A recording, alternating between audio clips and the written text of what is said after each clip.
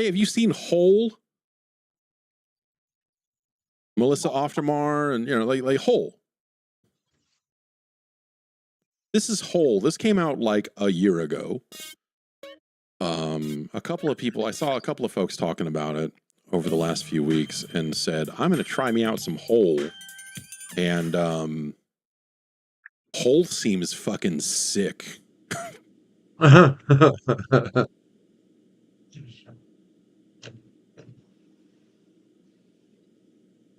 All right, let's turn down this mouse sensitivity. Hole is made by a very small team, and they have controller support in there, but they have done weird things with their dead zones, and so if I leave my controller plugged in, there is a lot of stick drift because of the way that they're reading the inputs. Hole is a run-based game. We have to go talk to that microwave in order to begin our run. We're also, I've maybe done about 7 or 8 runs here. We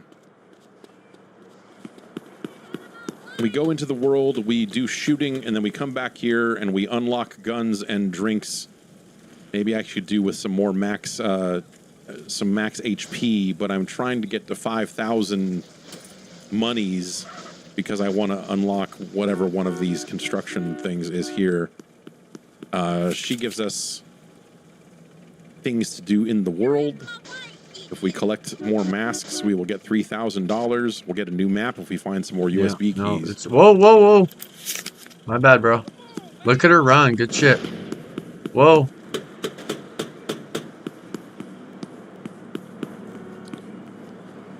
Let's start a run.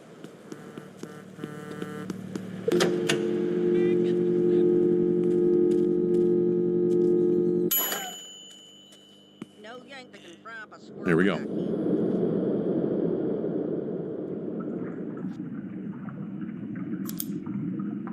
All right. This first level is the office level. I have not made it out of the office level yet.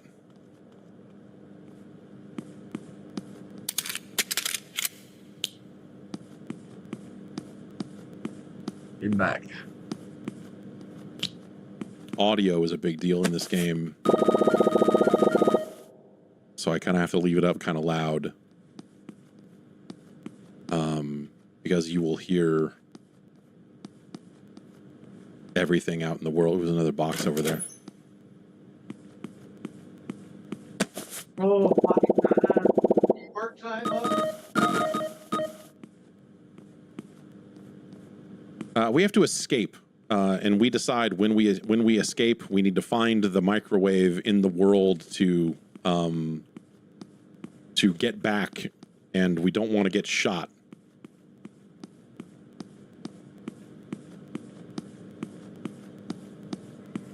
Such is life in Hole.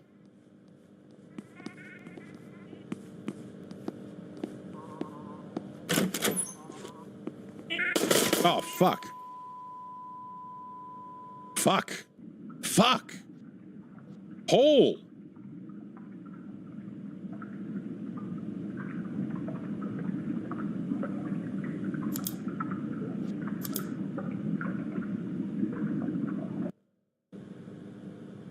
All right, let's try that again. Holy shit. One shot, done. Maybe I need to buy that health upgrade. One shot, huh?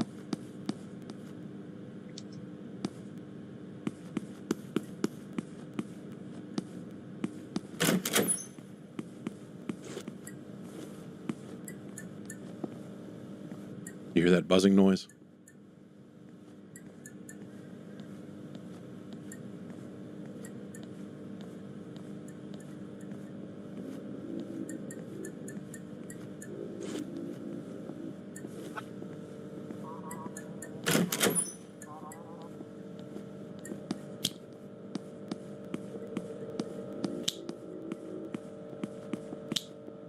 We're getting close to something, whatever that buzz is. I think it's there's like a, oh shit.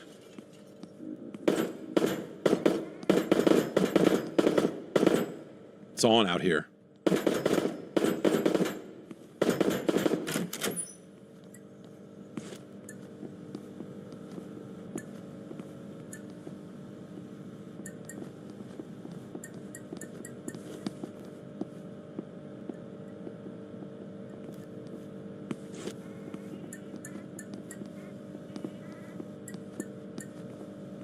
someone coming. There's like at least 2 guys walking around.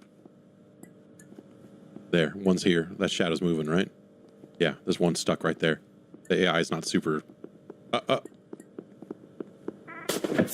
Fuck. There's one here too. All right. Guy's not super. Oh.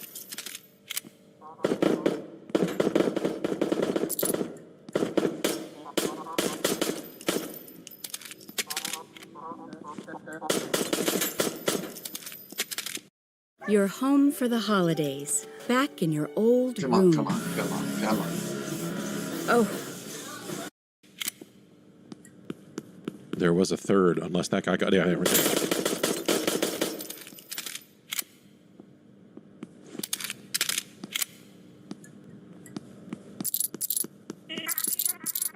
Ooh, a mask. Okay, we need to find more masks. And a USB.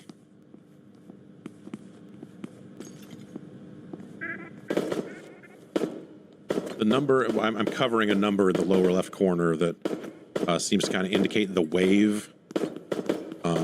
It will sort of... The game will naturally sort of increase in difficulty as you're... Ah!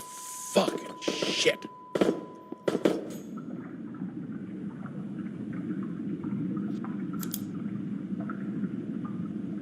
We might keep the masks. Let's go home and...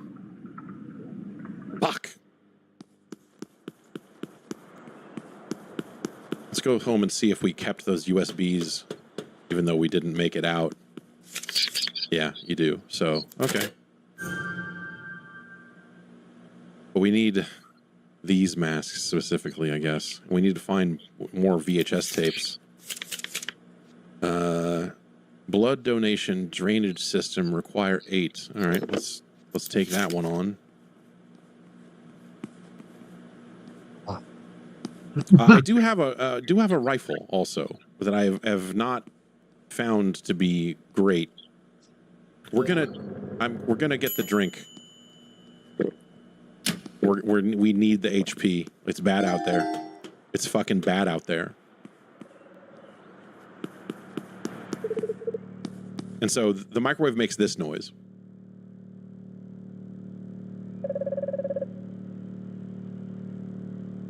And so when you want to escape, you need to find the microwave.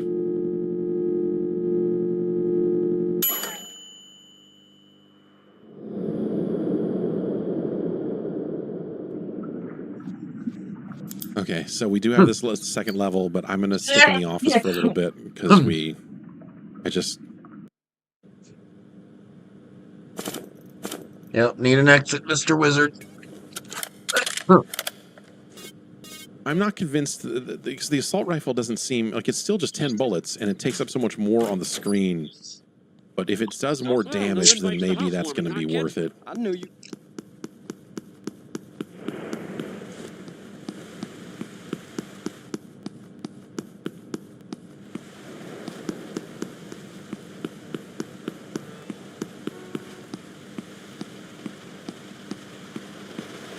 Okay, I hear somebody. Ship is moored in the Easter Basin Naval Base.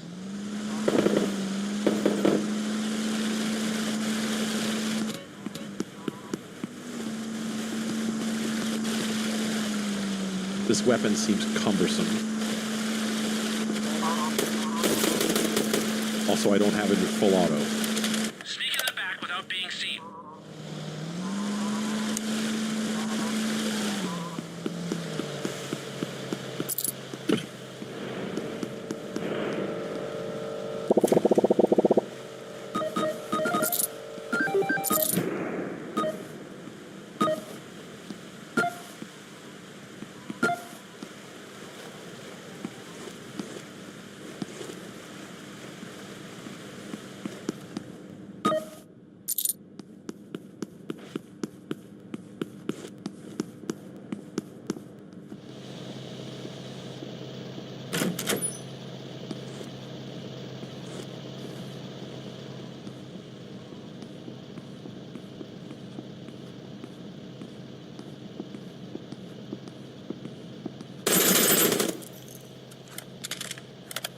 Fuck.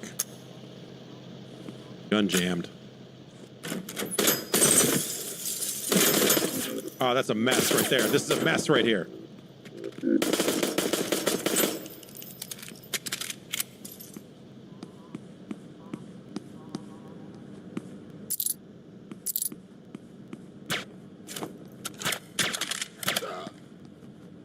I'm going to go back to single shot.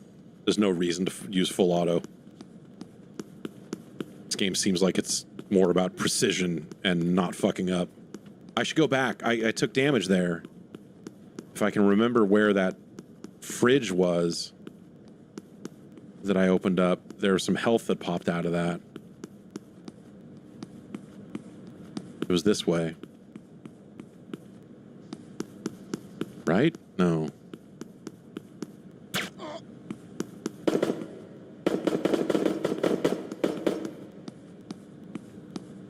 Bro, okay. So there's a key you find, and I have the key, and the key unlocks this room.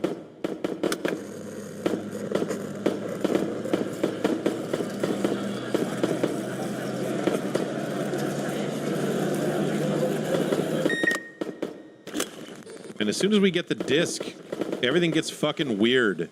And now there are floating TVs.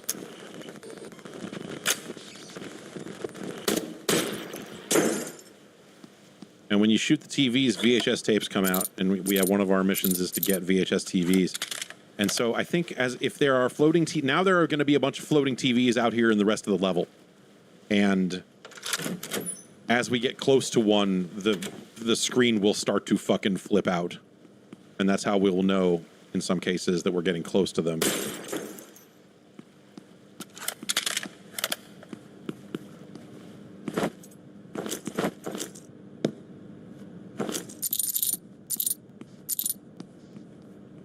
That will not have a tape. Maybe I got all the tapes I need. Oh no, there it is. That's right, let's do this. Buzzing noise. That would imply a fridge is over here somewhere. Yeah. These have health in them, so... Usually. That's what I'm talking about. Health. And a box.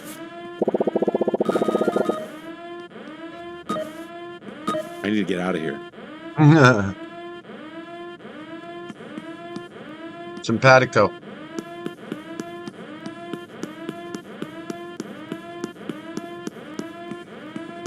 Simpatico, bro.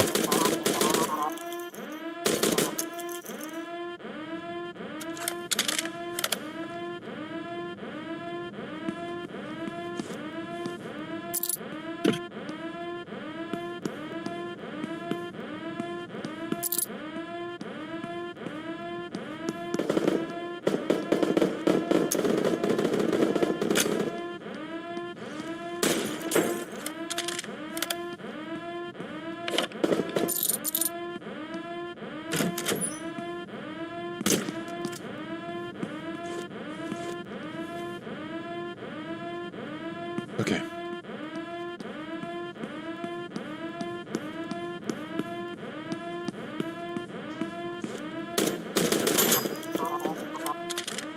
Fuck. Oh, let's go get this guy. Well, maybe not. Yeah. Yeah, he'll be waiting. Oh, maybe we can take him out like that. Think so? What was that? Hopefully we'll be able to see him.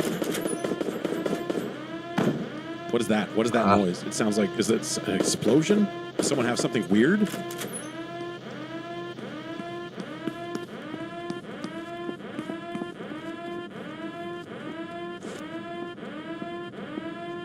Better go upstairs, probably check him out.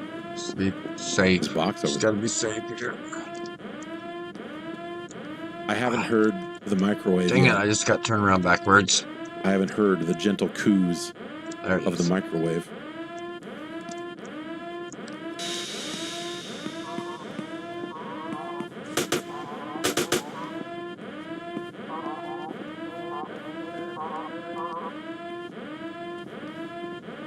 The AI kind of gets hooked on some of these doors, which sucks. Okay, that looked like he turned and walked away. Oh, oop.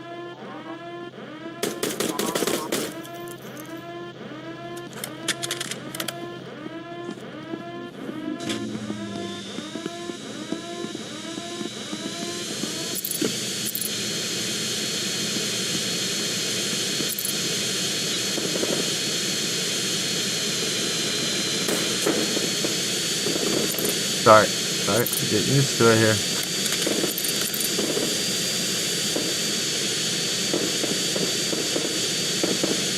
You see what I tell you with a snap?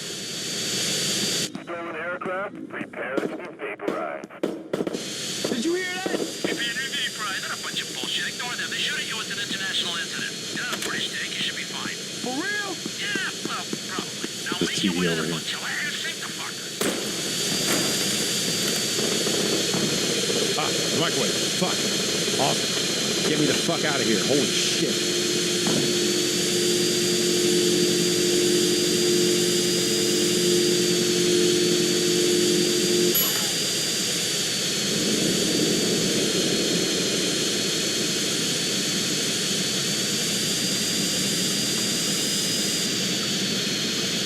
Okay. Phew.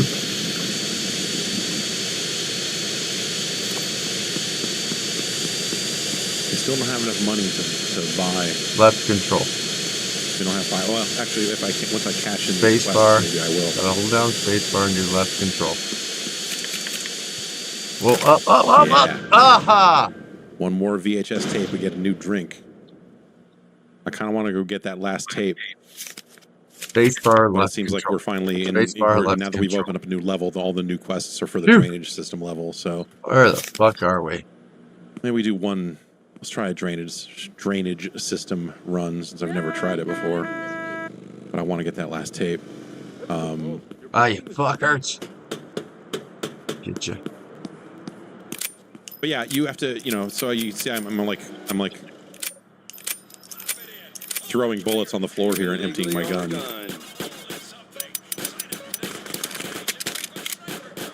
If you fully empty your gun, you have to cock it before you can shoot it, or you can keep one in the chamber. Same deal with this.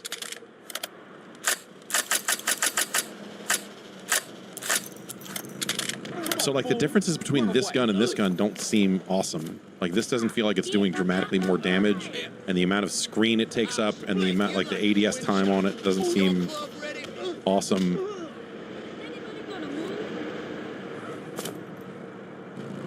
But you do have two guns equipped, so if you empty one, you can switch to the other one instead of reloading, which is nice. And yeah, maybe there's a range thing. I don't know. Let's try the other level. Hey, darling. Hey, lady. Fire up your ride, CJ. We're going cruising. This is a nice place.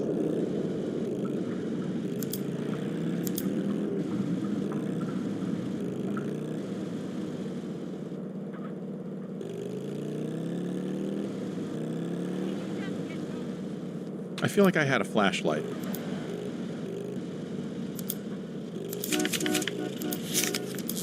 I got 2 kids and my job to hold down. Keep talking.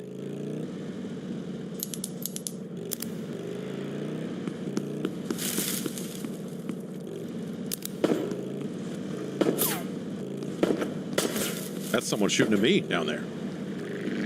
Refreshing to be driven at a safe speed. Oh, I hear the microwave. Sometimes I just want to grab a man. This is so interesting. I'm just gonna listen.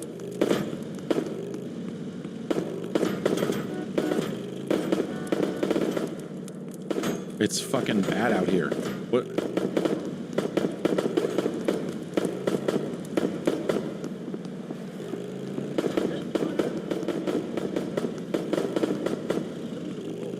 I had a great time, but I need to get home now.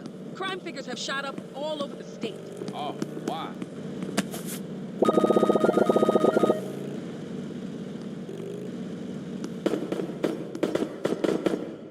You fancy a coffee or something? All right, let's have us some coffee.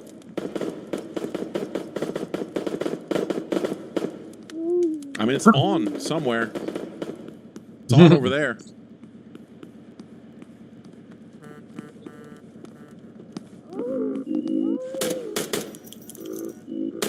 We will definitely be doing that again.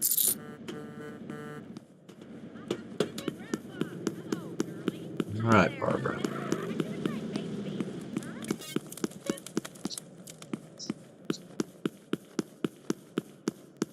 a long drive back.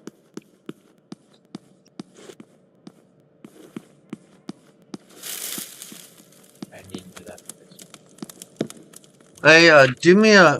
What's that? Do I always have the parachute? Once I get the parachute, There is someone over there. I thought there was a garbage bag. Oh, God. Ah! Ah! literally all the way on the other side of the map. This is way harder. No, when you fail this mission, you end up all the way on the other side of San Andreas. Yeah, bro.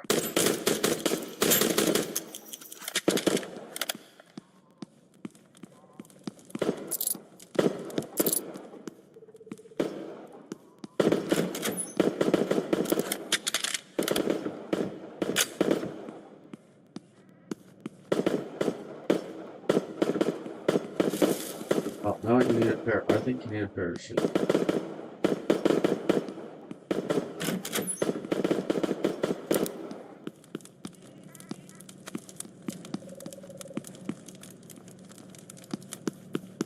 There. I just want to go. I just let me leave. Oh, God.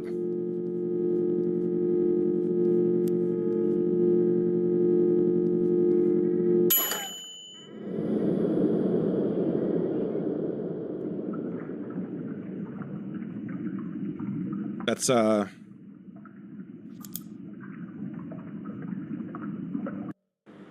don't know, man. Whole is $5. It's on Steam.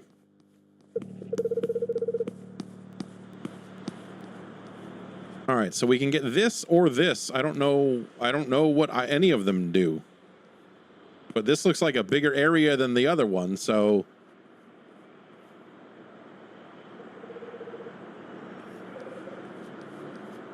Well, I bet this is like a that's shooting kind of range. intense, guys. What are you doing here? Well, so, okay. I know this is some kind of smaller machine or.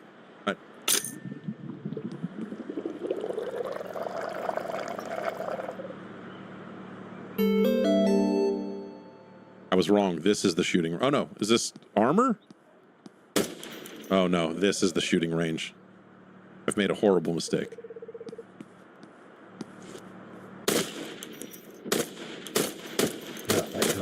I don't think so. Whoa, whoa. Okay, let's just get back. I don't know what's got.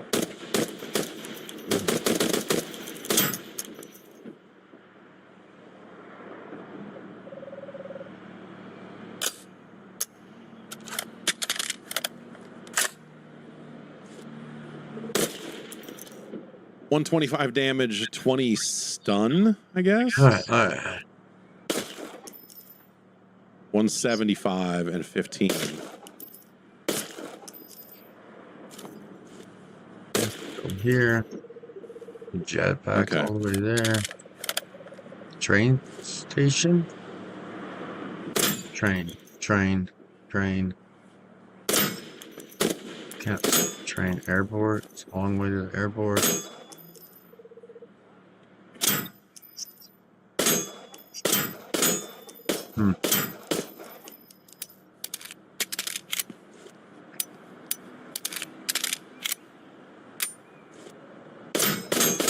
Fly. We should fly. Helicopter. What's around here? Is there a helicopter around here? I don't think there's a helicopter here. There's boats here. Boats won't help a whole lot. Okay. I don't know. Terra Robata.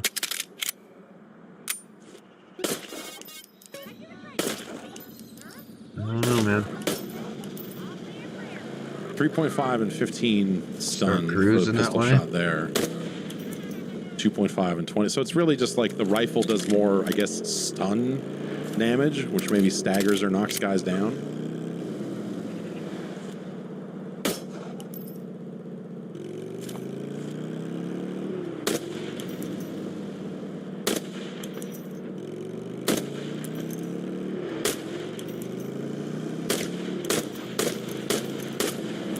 I mean, I guess the answer on the armor, I guess I don't know that I've seen armored guys in the world, but I guess there is plenty of reason to shoot heavily armored dudes in the arms and legs, huh?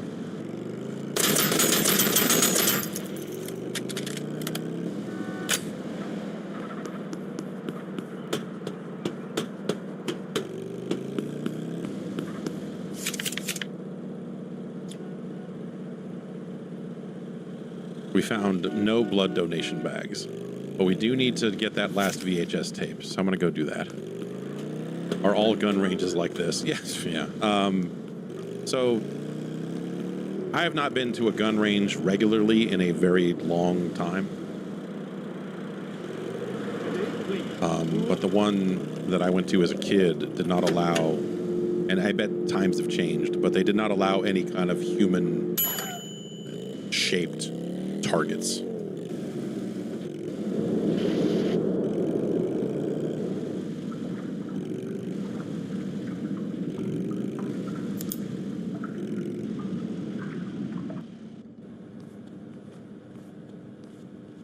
Frame rate's pretty smooth here. If you're seeing frame rate stuff on the stream, that's not. It runs pretty well here. So if we need a VHS tape, that means I got to find the room, get the computer to turn on the TVs, and then find another television, which a television spawns right there when you first turn on the TV. And I think I only need one. So that should be good. We just need to find the room.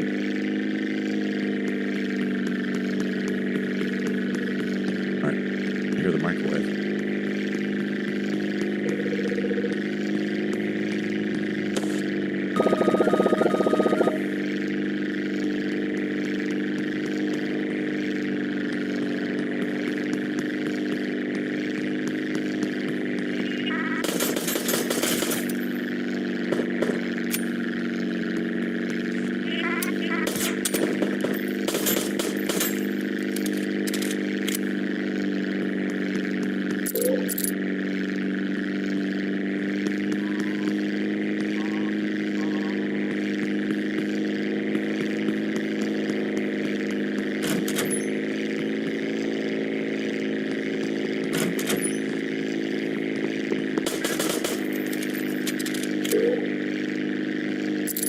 Heard that one coming.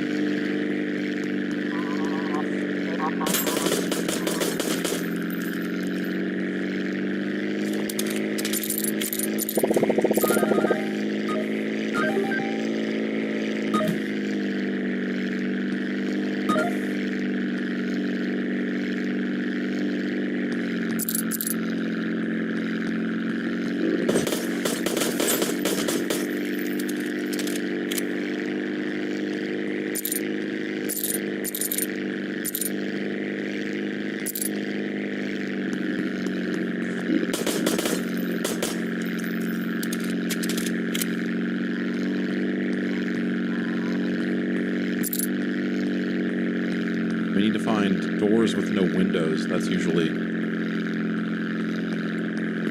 where the room with the computer.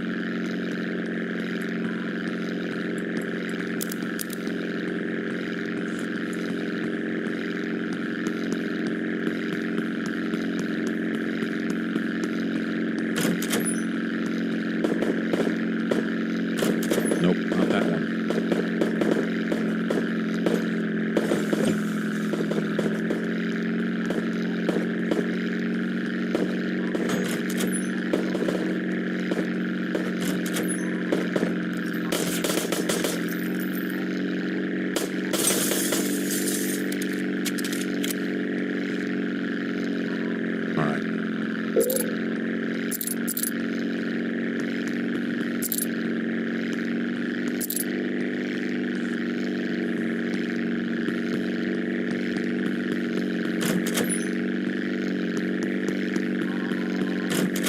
Man, I'm having a hell of a time finding the locked room. Phew.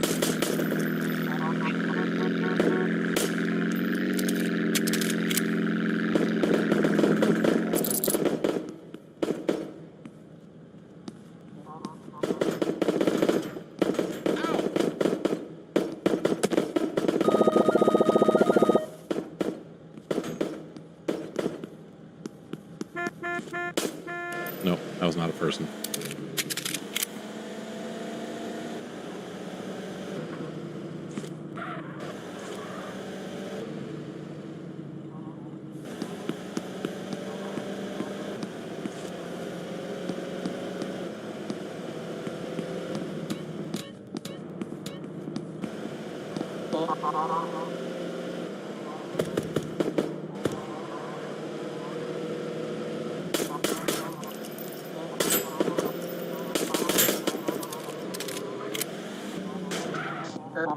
Fuck. Doesn't work.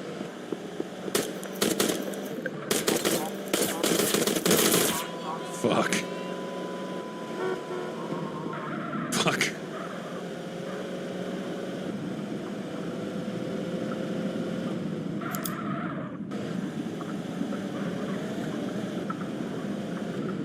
Lose 90% of what you had on you if you don't make it out. We need that VHS tape.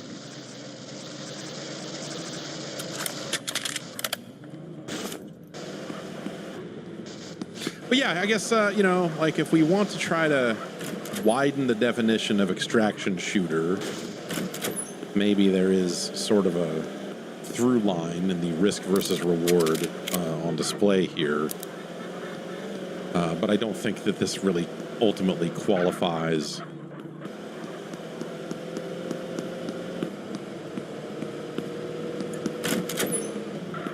I think extraction shooter has already kind of come to Ouch. have kind of a more specific meaning as a multiplayer endeavor.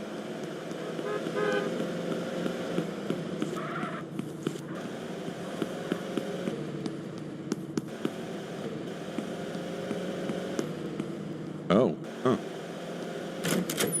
That implies that eventually you could fix that elevator and do something.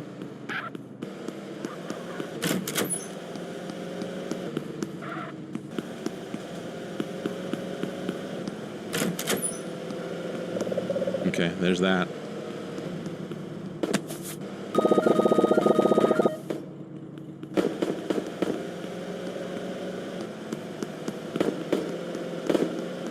Dead body over there.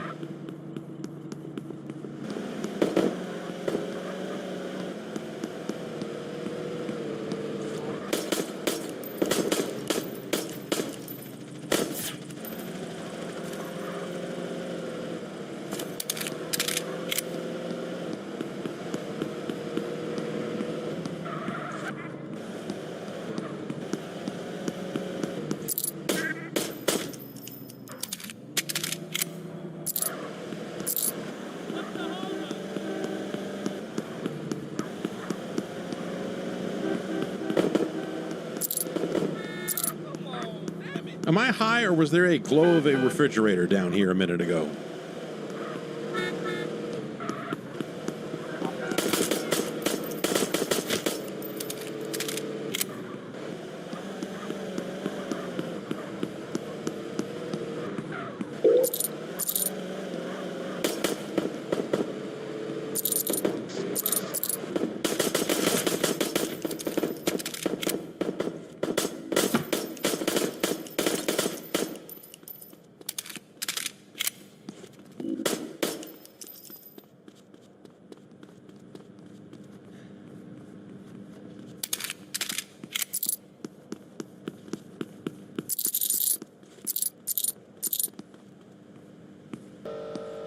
Oh, Hey, I just got back. that's crazy. That just spawned. I had to fly a plane. I think that was the quickest. You got to debate. What's the quickest? I took a plane, had to land it at the airport. Yeah. I could have driven all the way there too. Yeah. GTA, bro.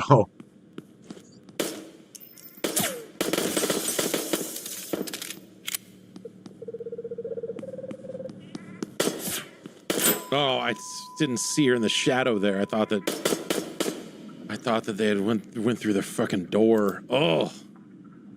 All right.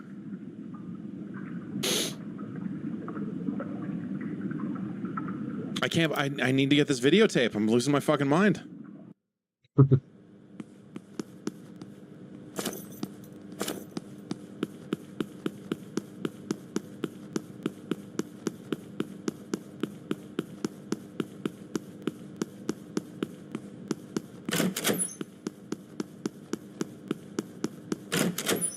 Here, this has to be it. Yeah, there we go.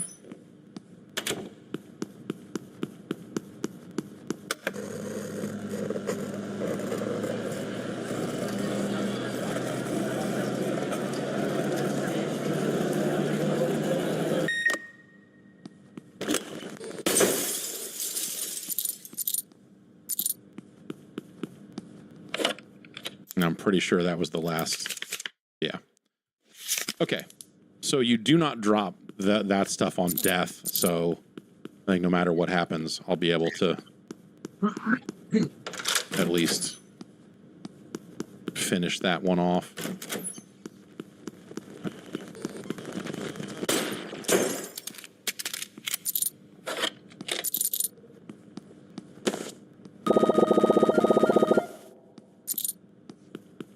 I did hear the microwave. It's right. It's somewhere. It's here. Let's just go.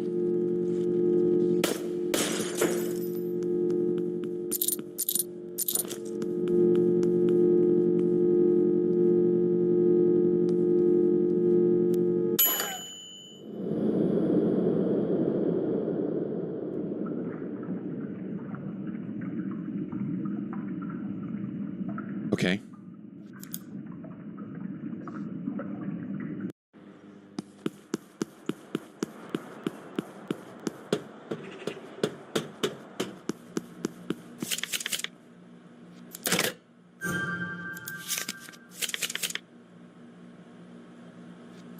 Three different types of blood bags, huh?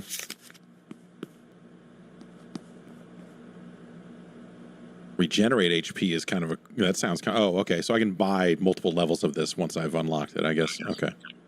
Once I have the money for it. Regenerating HP sounds like a good thing. I say that about most games, really. This other level, though, seems fucked, man. These guys are so much further away, and the environment is so much more complicated than The Office that my first thought on this level is, oh God, I'm never going to be able to do this.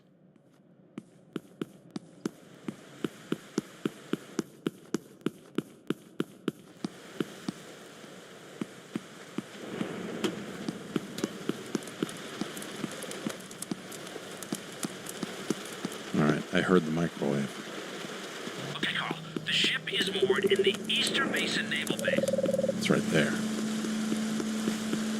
There's a fridge over here somewhere. Oh, Oh, it's Dad, down there. Shit. How do I... My friend Eli, We don't. his I don't know. school's putting on a fall Sneak in the festival back without and being it's seen. Once you're on the inside, I cannot help not you. concert, Can but you hear like me now? Well, no, actually. he's playing it, music, Yeah, and my friend Tanner's going. Can I go too? I think so. I have to check with your mom. When are we talking tonight? Well, not tonight. Oh, Friday? Yeah. Oh, so what are you saying? You need a ride? Yeah. Okay. Sure, we can figure it out. You all caught up I in wonder school? if Have the you blood checked with drainage your bags mom come off lately? of dead bodies, and I need to Yeah, kill them need to to do that get that tonight. item. And then, yeah, do that tonight. Have her check all your schoolwork. And No, yeah, Sure. they do. Yeah. I gotta fly a Harrier, dude. So the flight missions were difficult enough. And now it's a Harrier with lock-on jets. Lock-on missiles. So not only is flying a little tricky, now I gotta use spacebar and left control. I gotta hold down the spacebar with my thumb I love and then tap left once the target goes red, the reticule. And I hold it on the target by holding down spacebar with my thumb while also manipulating, left WASD like this, and then had to use my pinky to hit left control to video games. Video games. There's also a number that increases at the bottom of the screen when I shoot. See that 165? Oh, maybe that is like how likely the gun is to jam. Whew, that was close.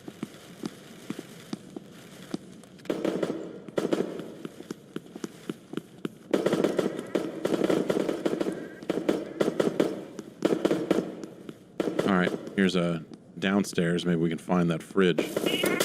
Oh, this gun is not fucking cocked, man. Let's get these guys first.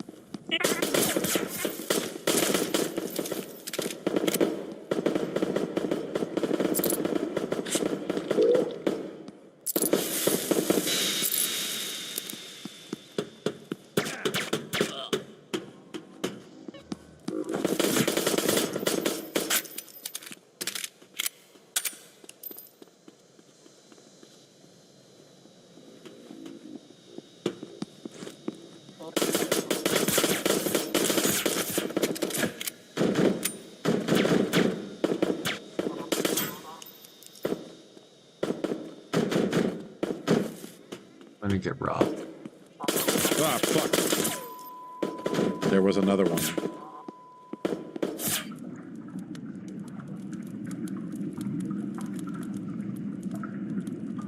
It's brutal. I mean, you know, even for just like AI fights, like the AI gets the AI can be very dumb, and then sometimes the AI is not.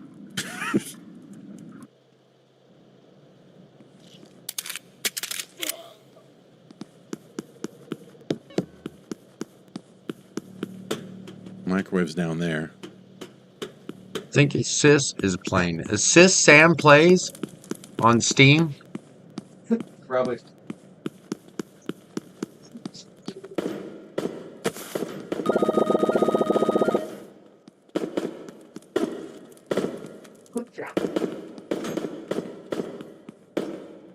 Although Could be somebody. I don't know why she'd have her own Steam account. All three of them. Maybe if there's, you know, when I get to more Yeah, I missions thought on the this same. level, Oh, there'll be yeah, stuff on yeah. these shelves. Does seem a little. But right now, the only missions I have are No, things Samantha that pop bought out from the some guys when they party die. games. So Just used your account. We can get Steam. kind of just need to go to kill Is it? dudes because you do not drop those You're items not when you fail allowed to to get out. So inherit a Steam account. I heard about And you're that. not That allowed seems to really have people share Steam. Steam account.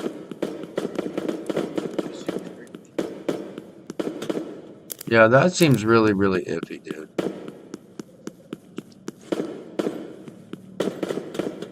Dude, I think I'm about to stab somebody, bro. Oh, I think I'm right. Where's he at? okay, Oh, I'm about to stab somebody, bro. GTA. Oh, yeah. Oh, come on, dude. That was still pretty early, I think. Stealth kills? Maybe not. It's homage to Locked Metal door. Gear, maybe. But execution, actually doing an execution like a special move, that's still pretty early.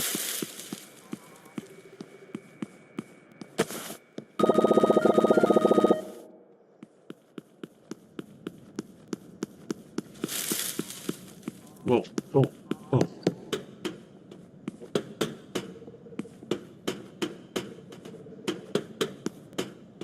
That one's locked too. Okay.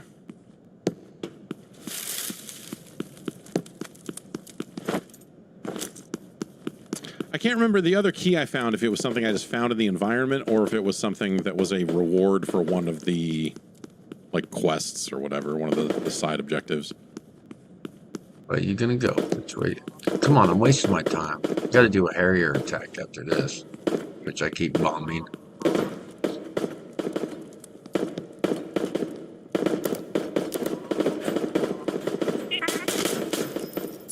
See if I can pull this off.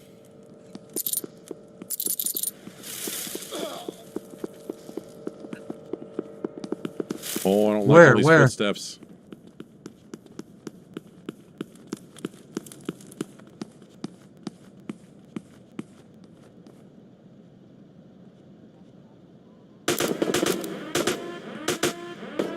Yeah, that's what I mean. I think you should just go. That's all of them. Make sure you kill all of them. But also, I might as well run towards two guys I shooting guess each I'm other. not Maybe supposed I to can leave just any get in there and mechanics get, alive. clean up. Ouch. Alright. Jets down. Up. Up. Up. Up. Up. Alright. Forward. Oh, sorry. Forward. Drop. Up. Pull up. Pull up. Pull up. And I just failed that quickly. Oh, wait. Maybe I can get out in time. Come on. Get out in time. Come on. Oh.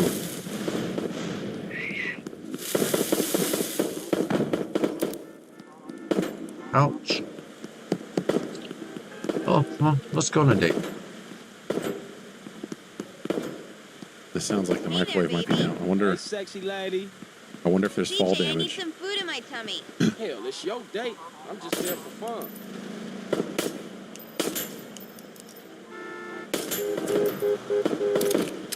Get your hands off me!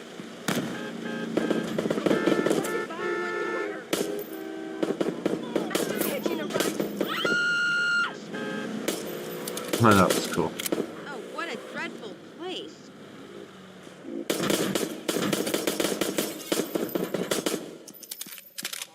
What's the diner? Does she like to go to diners? Fuck, there's so many guys.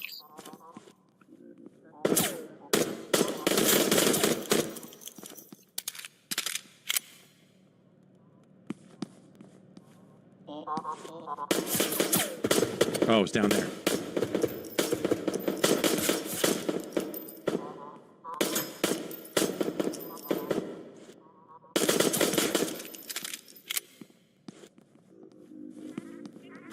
Oh, shit. Oh, shit. Come on. Oh, wait.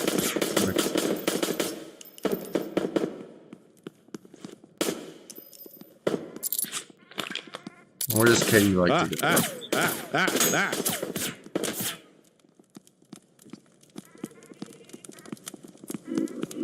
Katie likes to go to the diner.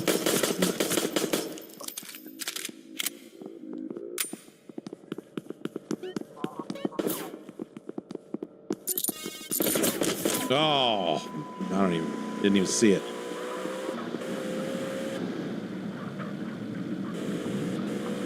Shit.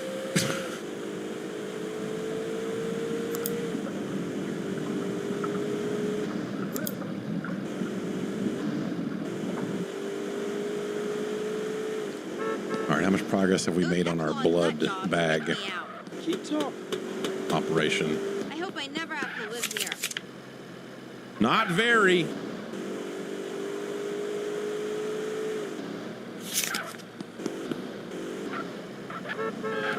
I do have enough to buy some of this. I'm gonna get some regeneration. Such a lovely place. It's fun to Ever regenerate thought of health. losing a limb, Carl? Uh-huh. Yeah.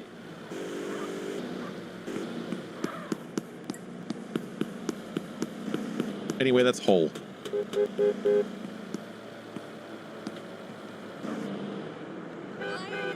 A game that dares to ask you, can you live through this?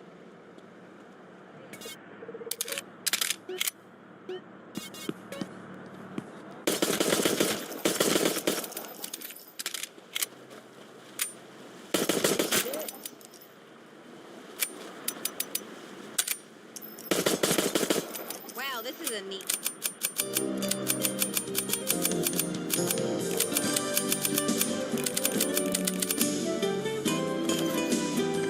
I guess I never really did fire this thing full auto. DJ, that was lovely. Take me home, lover boy. My sensei could teach you some... Yeah, go on. I mean, there's not like a ton of recoil there.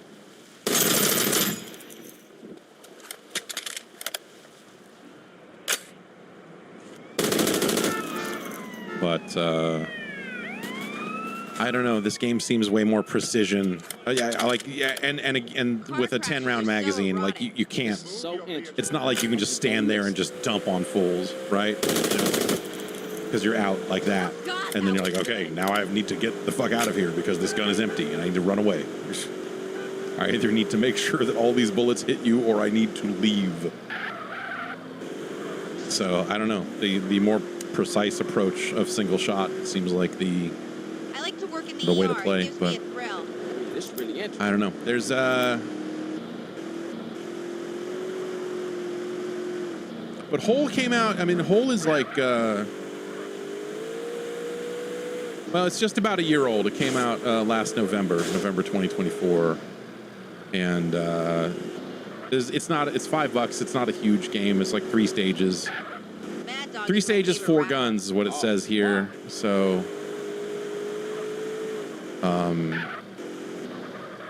you know, it's not like a completely massive, Coffee, baby? deep video game here, but Yeah. it's pretty cool. In March of this year, they announced that they had sold 10,000 copies of it. One of my girlfriend drives a hearse. A hearse?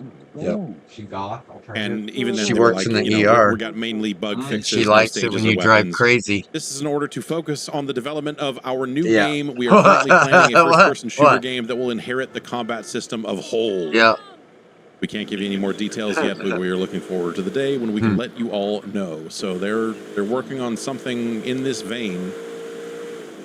The developer is called Negafish, and I believe this is out of Japan. I thought I saw that, but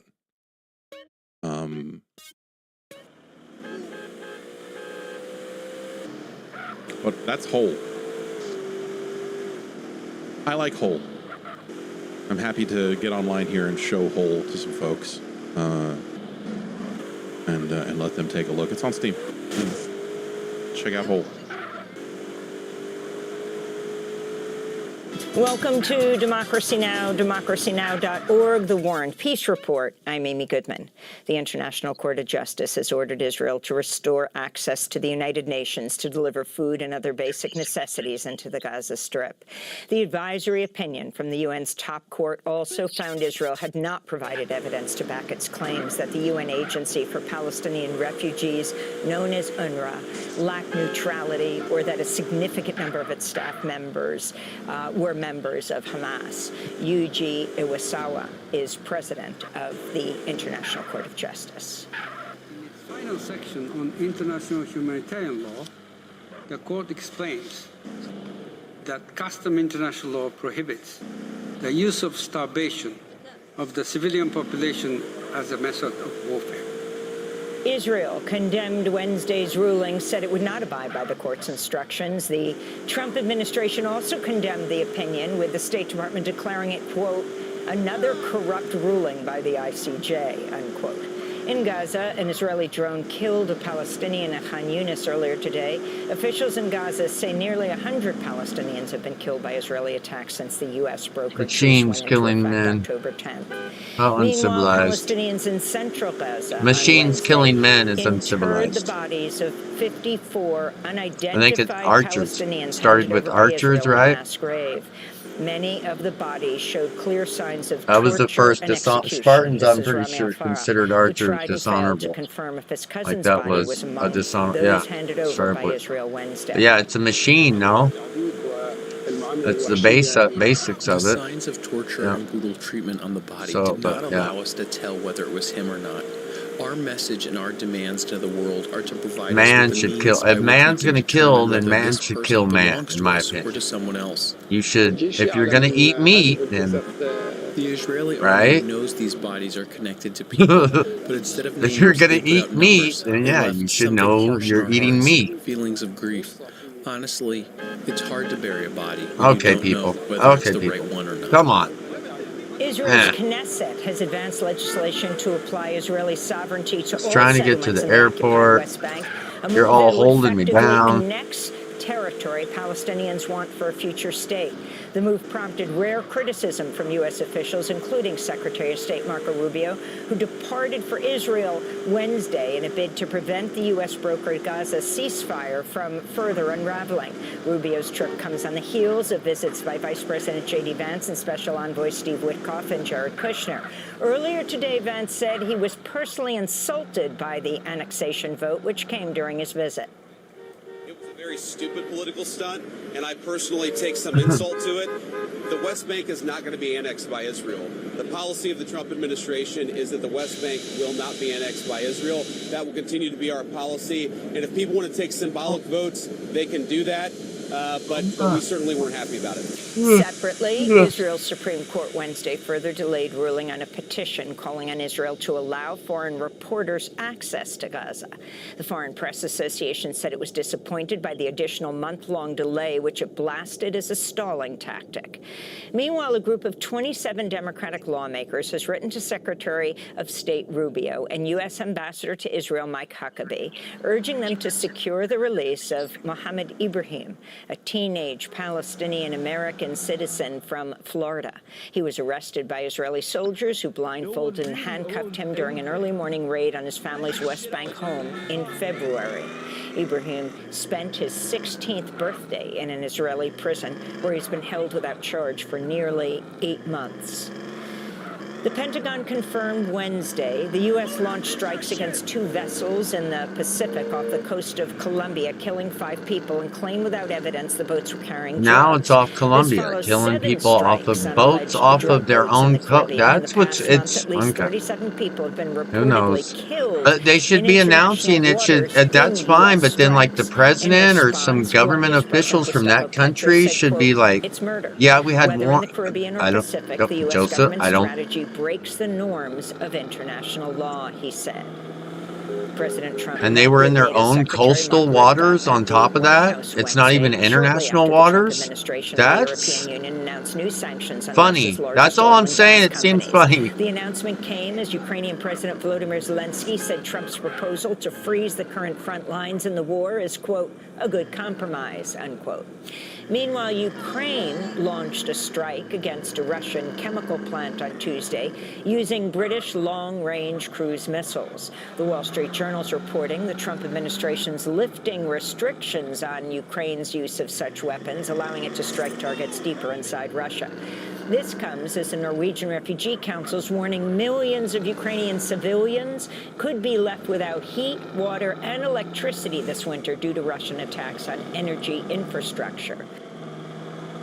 In the United States, federal government shutdown has entered its 23rd day. As a result, 60,000 aviation safety workers won't receive a full paycheck in the coming days. The authority that operates the Minneapolis-St. Paul International Airport is planning to provide non-perishable food items to federal workers who are struggling to buy groceries. Meanwhile, the National Nuclear Security Administration, the agency which oversees the nation's nuclear stockpile, has announced it's furloughed more than 1,400 workers, 3/4 of its staff. On Capitol Hill, the Senate's 12th attempt to end the shutdown failed Wednesday. Ahead of the vote, Democratic Senator Jeff Merkley of Oregon delivered a 22-hour speech warning about President Trump's agenda. Colleagues, I'm coming tonight to the floor of this Senate to ring the alarm bells because we have become an authoritarian nation over the last 9 months. We are deep into an authoritarian takeover. The Trump administration is dispatching more than 100 federal agents to the San Francisco Bay Area as it seeks to ramp up immigration raids in Northern California. That's according to the San Francisco Chronicle, which reports the deployment is a likely precursor to President Trump deploying National Guard troops to San Francisco. California's Democratic Governor Gavin Newsom blasted the deployment as, quote, right out of the dictator's handbook, unquote. In Illinois, protesters confronted masked federal agents Wednesday as they carried out multiple arrests in Chicago's Little Village neighborhood in the bordering suburb of Cicero. The agents were joined by Border Patrol Commander Gregory Bovino, whose forces were recently reprimanded by a federal judge for violating a prior court order restricting the use of tear gas and other less lethal weapons on peaceful demonstrators, journalists, and clergy. Federal agents fired pepper spray at protesters who witnessed a car crash involving federal agents. They are thugs, and they could do whatever they want, and they crashed into an individual. I arrested him with no probable cause, no warrant, and instead of the police department assisting the guy that got crashed, seeing if you need medical attention, they arrested him. Here in New York, protesters marched Wednesday in solidarity with the street vendors who were harassed and detained Tuesday by federal agents during immigration sweeps targeting Manhattan's Canal Street. This is Awa Ngam, a street vendor and U.S. citizen originally from Mauritania who witnessed a friend's arrest by ICE agents. She was ordered to show ID proving her immigration status. I always felt safe in America. I feel safe. I love coming to America. America is losing that. And people have to say something. They have to not be scared. They have to stand up. The time is now. Meanwhile, a Cuban man deported by the Trump administration to the southern African kingdom of Eswatini has gone on hunger strike to protest his imprisonment in a maximum security prison there. Roberto Mosquera del Paral is among 11 so-called third country deportees sent by the Trump administration to Eswatini, despite legal challenges by human rights groups who've called the deportations a violation of U.S. and international law. The North Carolina House of Representatives has approved a new congressional map that could give Republicans an extra seat in Congress. According to state law, North Carolina's governor, Democrat Josh Stein, cannot veto the redistricting plan. President Trump praised North Carolina's map on social media last week, saying it would give voters in the state, quote, the opportunity to elect an additional MAGA Republican in the 2026 midterm elections, unquote. It follows a similar effort by Texas Republicans earlier this year when lawmakers passed a congressional map that could give Texas's congressional delegation up to 5 more House seats.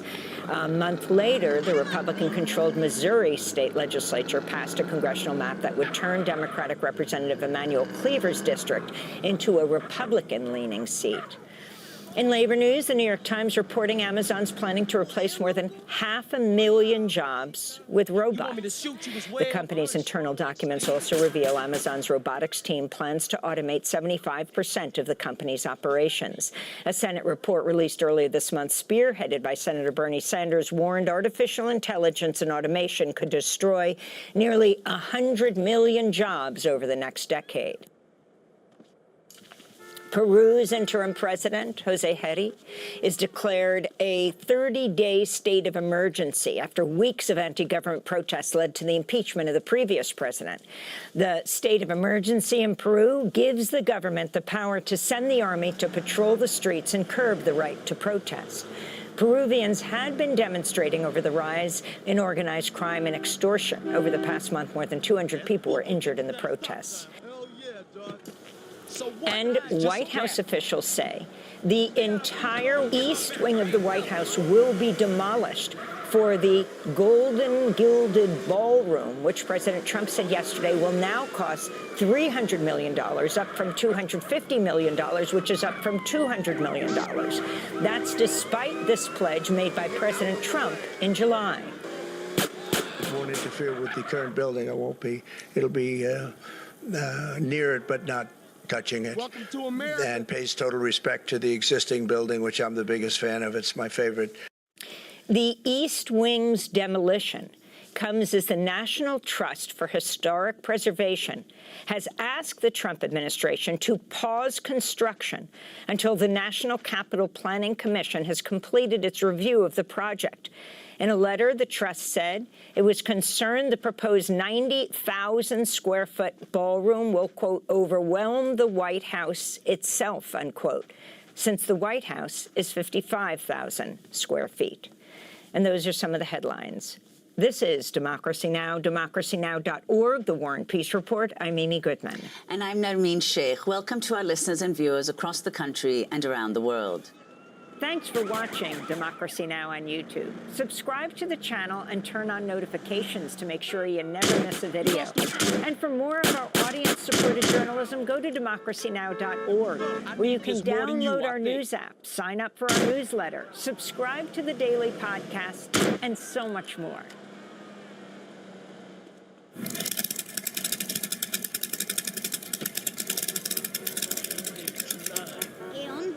On the other hand, for end of support is YouTube, because as I pointed out a couple weeks ago, YouTube has ceased to support FranLab.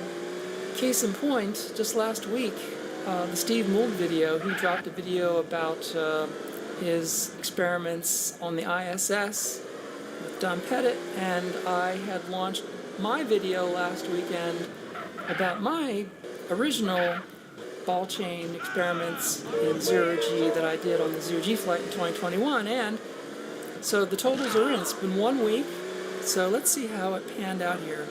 Steve Mould's video, 4.5 plus million views 8 days ago, 4.5 million, and because this is logged in my account, it shows me my video on the right, very conveniently, 4.1 thousand views for mine. So we're talking about the same thing, but my experiment for Steve Mould got 4.1 thousand views.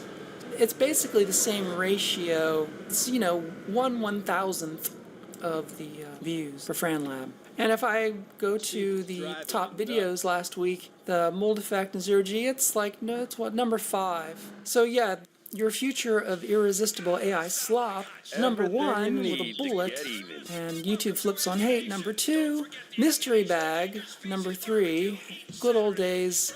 So yeah, my Mould effect in zero-G video got less views than the good old days video. It's kind of weird. It's like I said, look at my YouTube stats from last year. What? My electronics videos were getting like 30,000, 40,000 views. I think my rants so. were getting 60, 70,000 views. And even just in February, I had 2 viral videos that were both rants about enemy to state.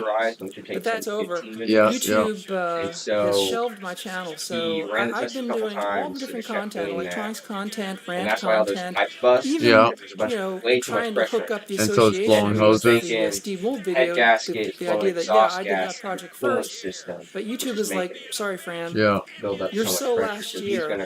So yeah, there's no content that I can make, there's no thumbnail that I can create, there's no title that I can write that's going to get my channel out of the garbage. You can't visually see without tearing the motor. So, no, that's what it gets to. It's very scary.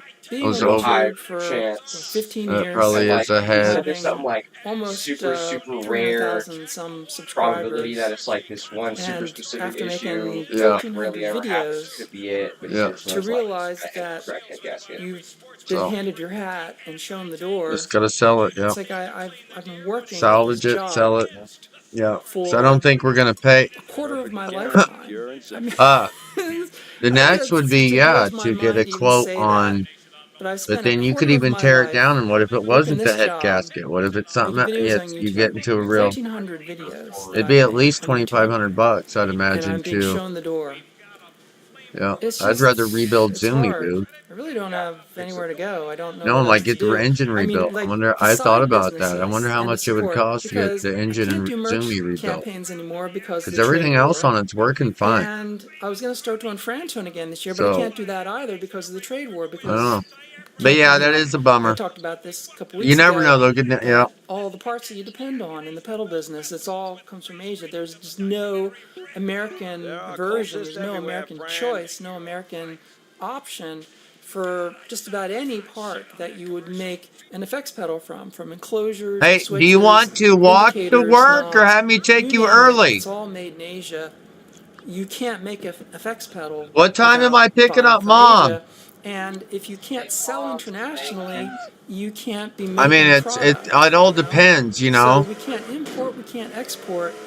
So the sidelines It's not stuff, bad at I all had all these outside. plans to make these circuit board based But things, yeah, I and know Mom my wants me office to is pick up full the of all girls, the the plans girl, that were supposed to happen this year, but can't before I because of this pick her trade up. war, which seems So like I the should trade war is probably never leave going to here to end. pick up That's the Isabel reality of it. by about So 3:30.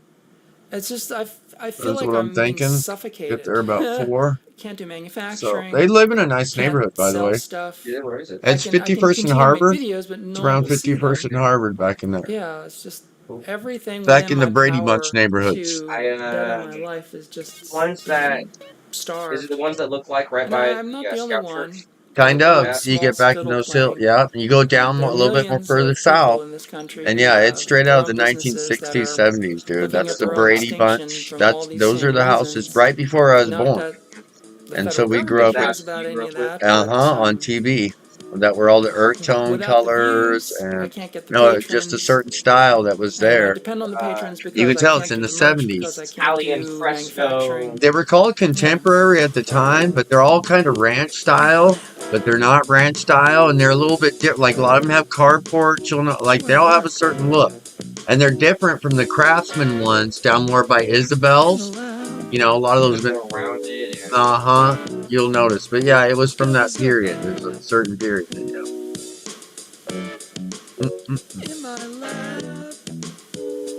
Dude, fuck this game, by the way. No, wasting my fucking life.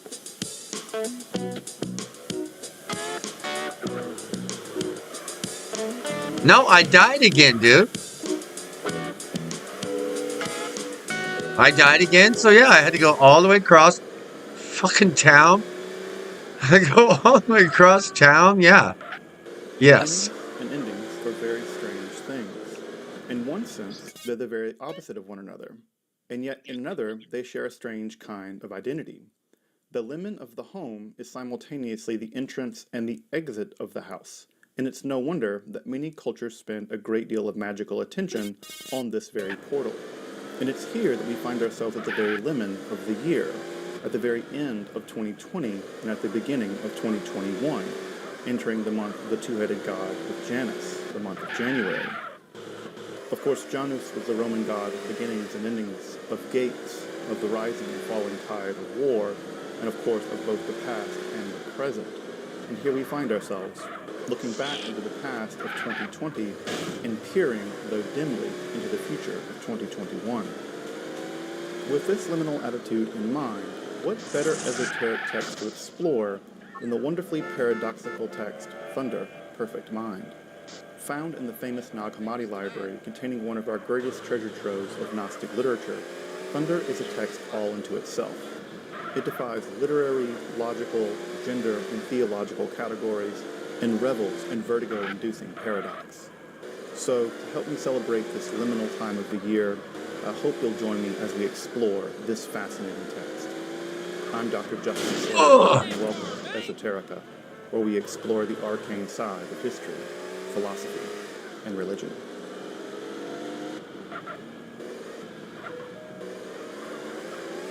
Fucking sucks.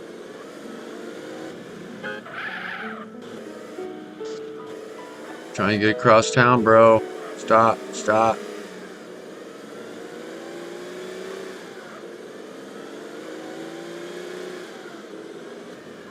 As you may know, the Nag Hammadi library consists of 13 codices of books that were discovered in 1945 in Egypt. The books themselves were probably hidden sometime in the 4th century to preserve them, despite the fact that they were probably considered heterodox at the time. And generally speaking, they contain dozens of texts that scholars now reluctantly refer to as Gnostic in character. I'll be doing an upcoming episode on just why scholars are increasingly reluctant to use the term Gnostic to describe many of these texts, although at this point I'll be using Vanderbroek's typology to better help us as a starting point for understanding this term. Of course, non-Gnostic texts were also recovered in the Nag Hammadi library, especially in Codex 6, and this would include sections from Hermetic philosophy, along with sections from Plato's Republic, and some other sections from an hitherto unknown spiritual philosophy. And it is in Codex 6 that we find the hymn poem, Thunder, Perfect Mind. The title, which is preserved in the Codex, is rather mysterious, Tavrante nous enteleos, Thunder, Perfect Mind, Although it's strange, the word thunder only appears in the title, and the word nous, or mind, while incredibly important in many other texts we found in the Nag Hammadi library, only occurs a couple of times in the poem. So just how the title relates to the poem itself is again pretty mysterious. As I mentioned earlier, it's also in Codex 6 that we find the lion's share of non-Gnostic literature in the Nag Hammadi library, including fragments of Plato's Republic, some Hermetic documents, including a Hermetic Thanksgiving hymn, the authoritative teaching, which it's not clear exactly how that document relates to other so-called Gnostic literature. So it seems that even the compilers of the Nag Hammadi library didn't know quite what to do with thunder. It seems to exist both inside and outside the library at the same time. So even in its day, thunder was a liminal document.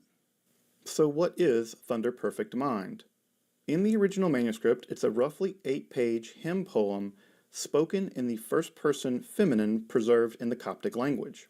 As you probably know, Coptic is the final stage of the ancient Egyptian language, written in Greek characters, with several characters taken from the Demotic script to help with certain Egyptian sounds. The poem takes the form of an extended monologue, typically structured around statements like, I am X, and also I am not X, or I am the opposite of X. And despite its brevity and apparent simplicity, it is positively stunning what the poet is able to accomplish given this format. Thunder generally takes the form of an erotology, which are poems recounting the miraculous deeds or awesome power of the gods. We have various erotologies that have survived from the ancient world, including a very interesting one about the goddess Isis. A similar kind of genre can also be found in the ancient Near East as well.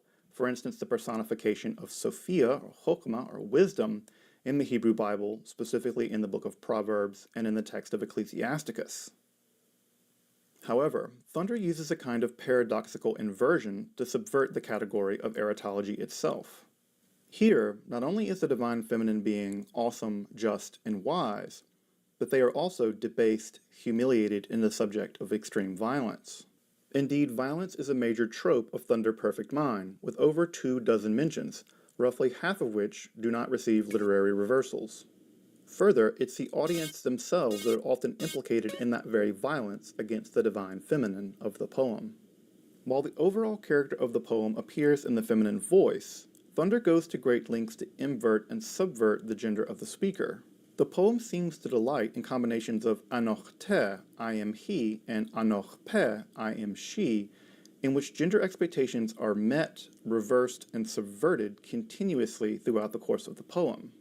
The composer of the text seems to be using paradox as a means by which to break free of the constraints of gender itself. Further, the poem uses a wide range of literary structures, including paradoxical parallelisms, logical inversions, and tongue-twisting phonetic combinations that are in fact only to be found in Coptic. This indicates that perhaps the text was originally written in that language, rather than being a translation from Greek, much like the rest of the literature to be found in the Nag Hammadi library. Further, there's good reason to believe the text was meant to be performed. It often addresses its hearers, or audience, as opposed to its readers. The idea is that we, the audience, are directly interpolated into the text. And so here we have the idea that this was actually meant to be sung or performed in some kind of way. So to what degree can we consider this text Gnostic? Well, one way of asking that question is if we were to find Thunder Perfect Mind in a non-Nag Hammadi context, would we have any reason to believe this text was connected to Gnosticism? And the answer, frankly, is not really. For instance, in Thunder Perfect Mind, we don't see the elaborate kind of origin myth, specifically the myth of evil, as it's worked out in either Valentinian or other kinds of Sethian texts like the Apocryphon of John. If you're interested in texts like that, I've actually already done a video on the Apocryphon of John, which goes into a great deal of this so-called Gnostic mythology. If you're interested in that, you can click the card above to check out that episode. Despite this, some early scholars thought that the speaker of the text might be the kind of mother deity Barbelo, or the Sophia characters to be found in the Sethian Gnostic mythology. However, given the very enigmatic character of Thunder Perfect Mind, it's very difficult to say conclusively that could be true. Perhaps a better guess might be that the enigmatic speaker of thunder is in fact a kind of spiritual Eve, or we have some good reason to believe that at least ancient writers thought this was the case. We have some reason to believe that because there are two other texts in the Nag Hammadi library, both found in Codex 2, which seem to reference or quote Thunder Perfect Mind. One of those is on the origin of the world, and the other is on the reality of the rulers, sometimes translated as on the hypostasis of the archons. Both of these texts seem to be quoting from Thunder Perfect Mind and putting those quotations into the mouth of Eve, or Chava, life, in the Gnostic version of the Garden of Eden story, although it's possible that the text Thunder Perfect Mind was generated completely separately and simply interpolated into those texts, or that both Thunder and the quotations used in those two texts come from an earlier source. We just don't know. But at least in some sense we can say that the writers or the compilers of the Nag Hammadi library would have understood the speaker of Thunder Perfect Mind to be a kind of primordial Eve. Although, as I mentioned earlier, it's still not quite clear what relationship Thunder Perfect Mind has to do with the rest of the text to be found in the Nag Hammadi library. Despite these references in On the Origins of the World and on the Reality of the Rulers, there's nothing in Thunder Perfect Mind to really indicate the kind of Gnostic soteriology or salvation story. Even terms like nous, mind, or gnosis, knowledge, the kind of salvific knowledge that we associate with Gnosticism, really aren't to be found in a very robust way in Thunder Perfect Mind. In fact, the speaker claims to have them and then instantly disclaims having them. So if it is the case that gnosis, or knowledge, is meant to be the salvific tool in Gnosticism, the speaker of the text will claim to be both mindful and mindless at the same time. So just how this paradoxical relationship of having these dual inverted traits is meant to relate to the so-called Gnostic soteriological story is far from clear. So, while other texts tend to quote Thunder, Thunder seems to stand alone. And further, even concepts like monism and dualism, of course Gnosticism is typically associated with dualism, a kind of dislike or a disdain for physical reality. It seems that we don't even find those ideas to be found in Thunder also. The paradoxical structure at work in the very logic of the text itself seems to destroy concepts like monism and dualism, inhabiting both and neither at the same time. And even the text at the end, which seemed to speak of a kind of salvation, were actually added later as a kind of a Christian interpolation to remove the danger of the paradoxes here. There's something about the paradox which causes us to worry about the text, or it induces a kind of philosophical anxiety for us. And perhaps a Christian later came along later and resolved those paradoxes toward the end of the text, whereas I think the text itself simply reveled in that paradoxical reality. So the text itself seems to be free of many of the parameters or boundaries we would like to force it into, whether they be Gnostic, Hermetic, Christian, or Egyptian, or even the kind of Middle Platonic or Middle Stoic ideas that would have been common at the time of the composition of the text. None of these really capture the dynamism and strangeness of Thunder Perfect Mind. Of course, the author of the text remains a complete enigma, although I do think dating it to the 2nd or 3rd centuries of the Common Era seems reasonable, and it seems likely to me that the composer of the text is either a woman or a gender non-conforming person. Further, I think the text was not only originally written in Coptic, but I think that the person writing it may have had a very love-hate relationship, especially with the Greek side of the Greco-Egyptian culture of that time. One of the interesting things about the identity of the author is that they self-proclaim themselves to be a barbarian, perhaps an Egyptian barbarian, and the idea that a person would self-identify as a barbarian is simply unimaginable in the Greek world. Given this, along with the propensity of the text to describe a great deal of violence, one is left with a sense that there's a kind of post-colonial hybridity at work in the text, described by scholars like Homi Bhabha. Although, again, the exact identity of the author remains mysterious to us. We simply don't know who composed Thunder Perfect Mind, and we likely never will. While Thunder is exceptional in the Nag Hammadi library, typologically similar texts can be found even in other Christian literature. For instance, the hymn of Jesus found in the apocryphal Acts of John is remarkably similar to Thunder. And further, and I think even more important, is a Mandean text to be found in the Genza Rabbah. Of course, the Mandeans are incredibly important in this conversation because they are the last surviving Gnostic remnant from antiquity. Further, there's even parallel literature to be found in this I am not structure, for instance, as far afield as Indic literature in the Upanishads, in the Atharva Veda, and also in the Gita itself. Perhaps the most shocking version of this kind of typology, at least in the history of Western esotericism, can be found in the Angel Diaries of Dr. John Dee and Edward Kelly. On May 23, 1587, Dee and Kelly, toward the very end of their career together, come in contact with an entity referring to itself as the Daughter of Fortitude, and that spirit or entity gives a speech remarkably similar to Thunder Perfect Mind. What's conspicuous about the speech given by the Daughter of Fortitude is not only its parallels to Thunder Perfect Mind, but also the intense sexual nature of the speech. Of course, this follows only a month after the infamous wife-swapping incident between Dee and Kelly. Just what to do with these typological parallels isn't clear, but one has to admit that they are, at times, a bit uncanny. Of course, Thunder continues to make itself felt both academically and artistically, with it being set to music several times, it being referenced by Toni Morrison and Umberto Eco, it appearing in the film The Daughters of Dust, and perhaps oddly enough, in the long-form advertisement for Prada Perfume directed by Ridley Scott. The same guy that directed Gladiator and Alien has also put Thunder Perfect Mind to a Prada ad? Okay. I strongly suspect that after having been lost for nearly 1,600 years, Thunder Perfect Mind is well on its way to becoming a new kind of classic. If you're interested in Gnosticism, Hermetic philosophy, or mysticism, make sure to subscribe here to the channel. These are all core content areas here at Esoterica. And further, if you'd like to support my work of making free, accessible, and scholarly content available on YouTube on topics in esotericism, please consider supporting my channel on Patreon or with a one-time donation. Your support makes Esoterica possible. Thank you. Of course, my brief introduction to Thunder Perfect Mind here is by no means a substitution for reading and deeply studying the text on your own, and I'll include several links in the description to various translations that you can access online. Also, I'll include the link to that weird Prada commercial where you can see it being performed, I guess, in the interest of selling perfume. So, hooray capitalism. No, just in case you're wondering, that was sarcasm.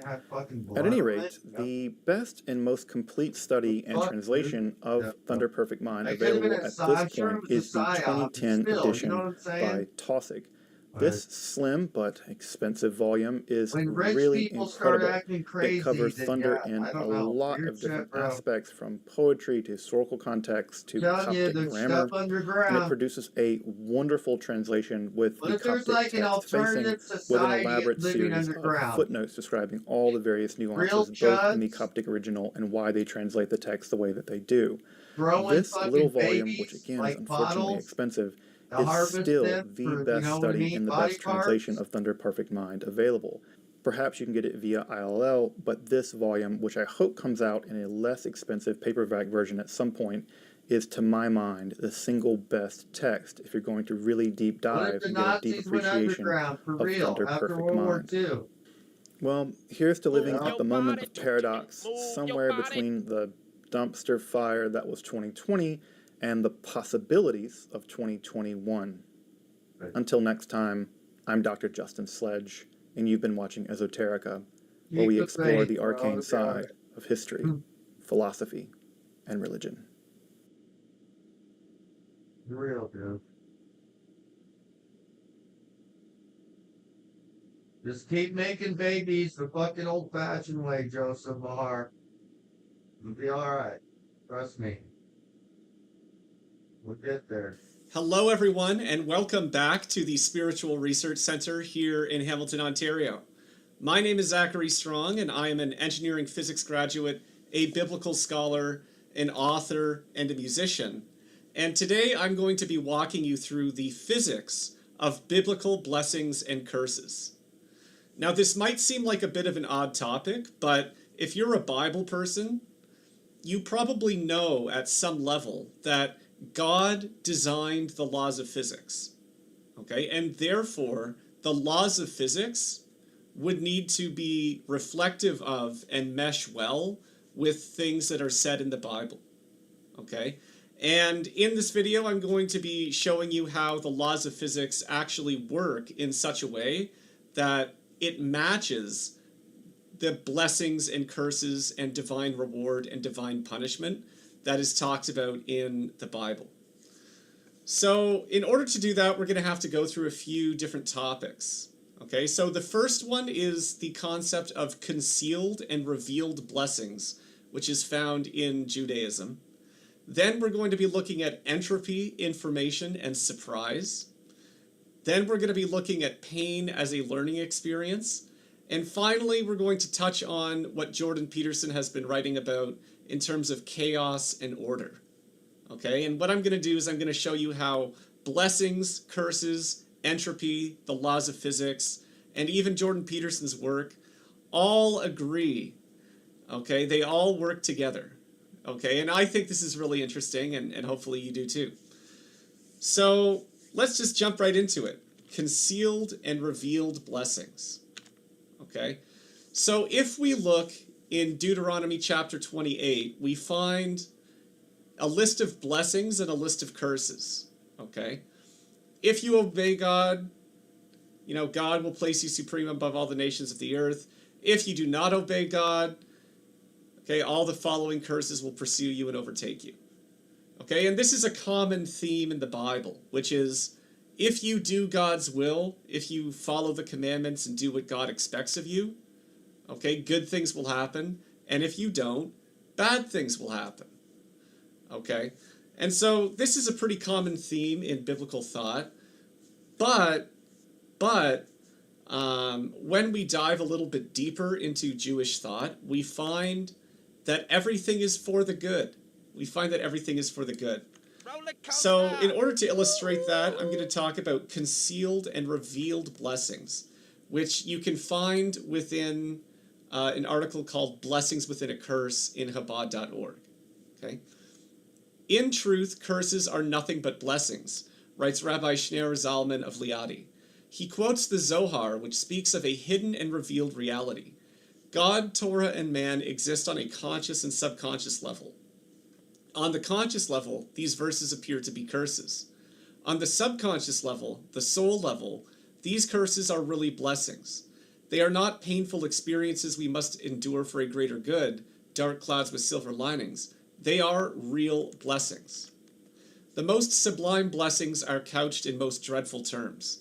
This is because whenever a blessing is bestowed by heaven, it must first pass through the heavenly court, where the prospective recipient is judged as to whether or not he is worthy of the blessing.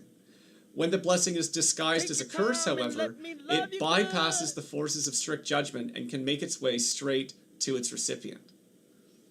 Okay, so what this is illustrating is basically everything is for the good. Everything is for the purposes of blessing.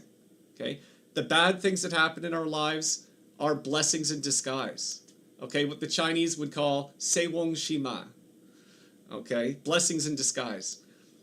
And the good things that happen in our lives, you know, are obvious blessings. Okay, so everything is a blessing. Everything is a blessing, and it's up to us to figure out how. Okay, now when it comes to things like divine punishments, okay, or curses, or, you know, things like that, we need to think about how and why they're blessings, okay, and how this might work within the laws of physics, okay, and in order to do that, we have to look at the scientific concepts of entropy, information, and surprise. Okay, so entropy, you might know, is a concept that measures the amount of disorder, randomness, or uncertainty within a system. And it's also a measure of energy unavailable for doing useful work. Okay, a lot of people who are into physics a little bit know about entropy. Okay, when you have a new car, that is low entropy. Everything is shiny, everything is working the way it should, low entropy. If you're driving it for 10 years, some things break down, it gets rusty, and so on. That's higher entropy, okay? Entropy is basically a measure of how broken down and disordered and so on things are, okay? Now, in the 1940s, a major discovery was made, and that is when it comes to signals and communication. Okay, so in a 1948 paper called A Mathematical Theory of Communication, Claude Shannon observed that the informational value of a communicated message depends on the degree to which the content of the message is surprising. If a highly likely event occurs, the message carries very little information. On the other hand, if a highly unlikely event occurs, the message is much more informative. Okay? And this is sometimes difficult to work your mind around, but basically, the more entropy contained within a message, okay, the more entropy contained within a message or a signal to your brain, the more information it contains, okay? Because if everything is working well, okay, there's no surprise, there's not much information, okay? But if something bad happens, that gives you a lot more information. If something surprising happens, right? So essentially, when it comes to consciousness and our brains, more entropy is actually a good thing in terms of the information that we can get from our environment, okay? Like, you know, to use an example, we'll use cars. Let's say you're driving your car every day and nothing seems wrong, okay? That's low entropy. And you might not even think that maybe you need to check on the engine or whatever. But then, let's say you're driving one day and the engine breaks down and smoke and steam is coming out of the hood or whatever. Okay, that's high entropy, but it gives you a whole bunch of information about what's going on with your car. Okay, and so, you know, at that point, you would take it into a mechanic. The mechanic, you know, figures out what's going on and so on. And you can fix the problems and maybe do some other tune-ups. Okay, so as far as consciousness goes, human consciousness, more entropy is more surprise, and therefore more information. Okay? And, you know, as a side note, human consciousness seems to be one of the only things that can turn entropy or disorder into growth and order in the brain. Okay, human consciousness can actually take entropy and make sense of it, okay, which is basically in some way doing useful work with entropy. Okay, which is odd because in physics, entropy is a measure of energy unavailable for work, but in our case, we're able to take that entropy and do something useful with it, okay? We're not actually reducing the level of entropy in the universe by doing so, but we're actually able to make use of entropy, which is rather interesting, okay? So anyway, how does this relate to blessings and curses, okay? This brings us to pain as a learning experience. Okay, so if you think about blessings, okay, or good experiences, they have less information. They're less dense or heavy in terms of information. But in good times, you have to be especially proactive about learning. Okay? Now, curses, biblical punishments, and so on, are bad experiences. They have more information for you. They're more dense, they're more heavy, and they often force you to confront certain things about yourself. Okay? So, a revealed blessing or something good doesn't contain as much information as a concealed blessing or something quote-unquote bad. But they're still both blessings. Okay? Concealed blessings or biblical punishments are kind of like bumpers on the side of a bowling alley. Okay? And if you're going off the path, you get a punishment or a curse or something that bumps you back on track. Okay? That's kind of the purpose of it. And from the perspective of the laws of physics, okay, the bad experiences that you have contain a lot of information which allow you to reflect, improve, and get back on the path that you're supposed to be going on. Okay? Now, I think it's rather interesting that the laws of physics work this way. And I also think it's super interesting that the laws of physics reflect the spirituality of blessings and curses. Okay? the so-called curses that we get have more information. They bump us back on track and so on. And I think it's really interesting and really ingenious that God designed the universe in this way. Okay? Now, the final thing I'll talk about in this video is the concept of chaos versus order. Okay, so this is something that Jordan Peterson is famous for talking about, and he basically says that there's something about the human being, whatever it is that makes us conscious, which interacts with the chaotic potential that constitutes reality and extracts out from that the order within which we live, and that there's something divine about that, and that's the value of the human being. Okay, so Jordan Peterson is not a physicist. I've read Maps of Meaning. He doesn't really mention entropy. He doesn't really mention information theory. But in his own work as a psychologist and philosopher, he's realized, you know, in a narrative way, how the laws of physics work when it comes to human beings and consciousness. Okay? The concealed blessings, or the chaos that we're confronted with, okay, function as growth opportunities, and we're able to learn from them and make order out of it. Okay? And that is kind of the essence of the human condition, is overcoming chaos, making sense of it, improving as people, improving the world around us, solving problems, confronting anomaly, as Jordan Peterson might say. This is kind of, you know, how human beings work and how we've always worked, okay? And, you know, as I've outlined in this video, the laws of physics reflect that, okay?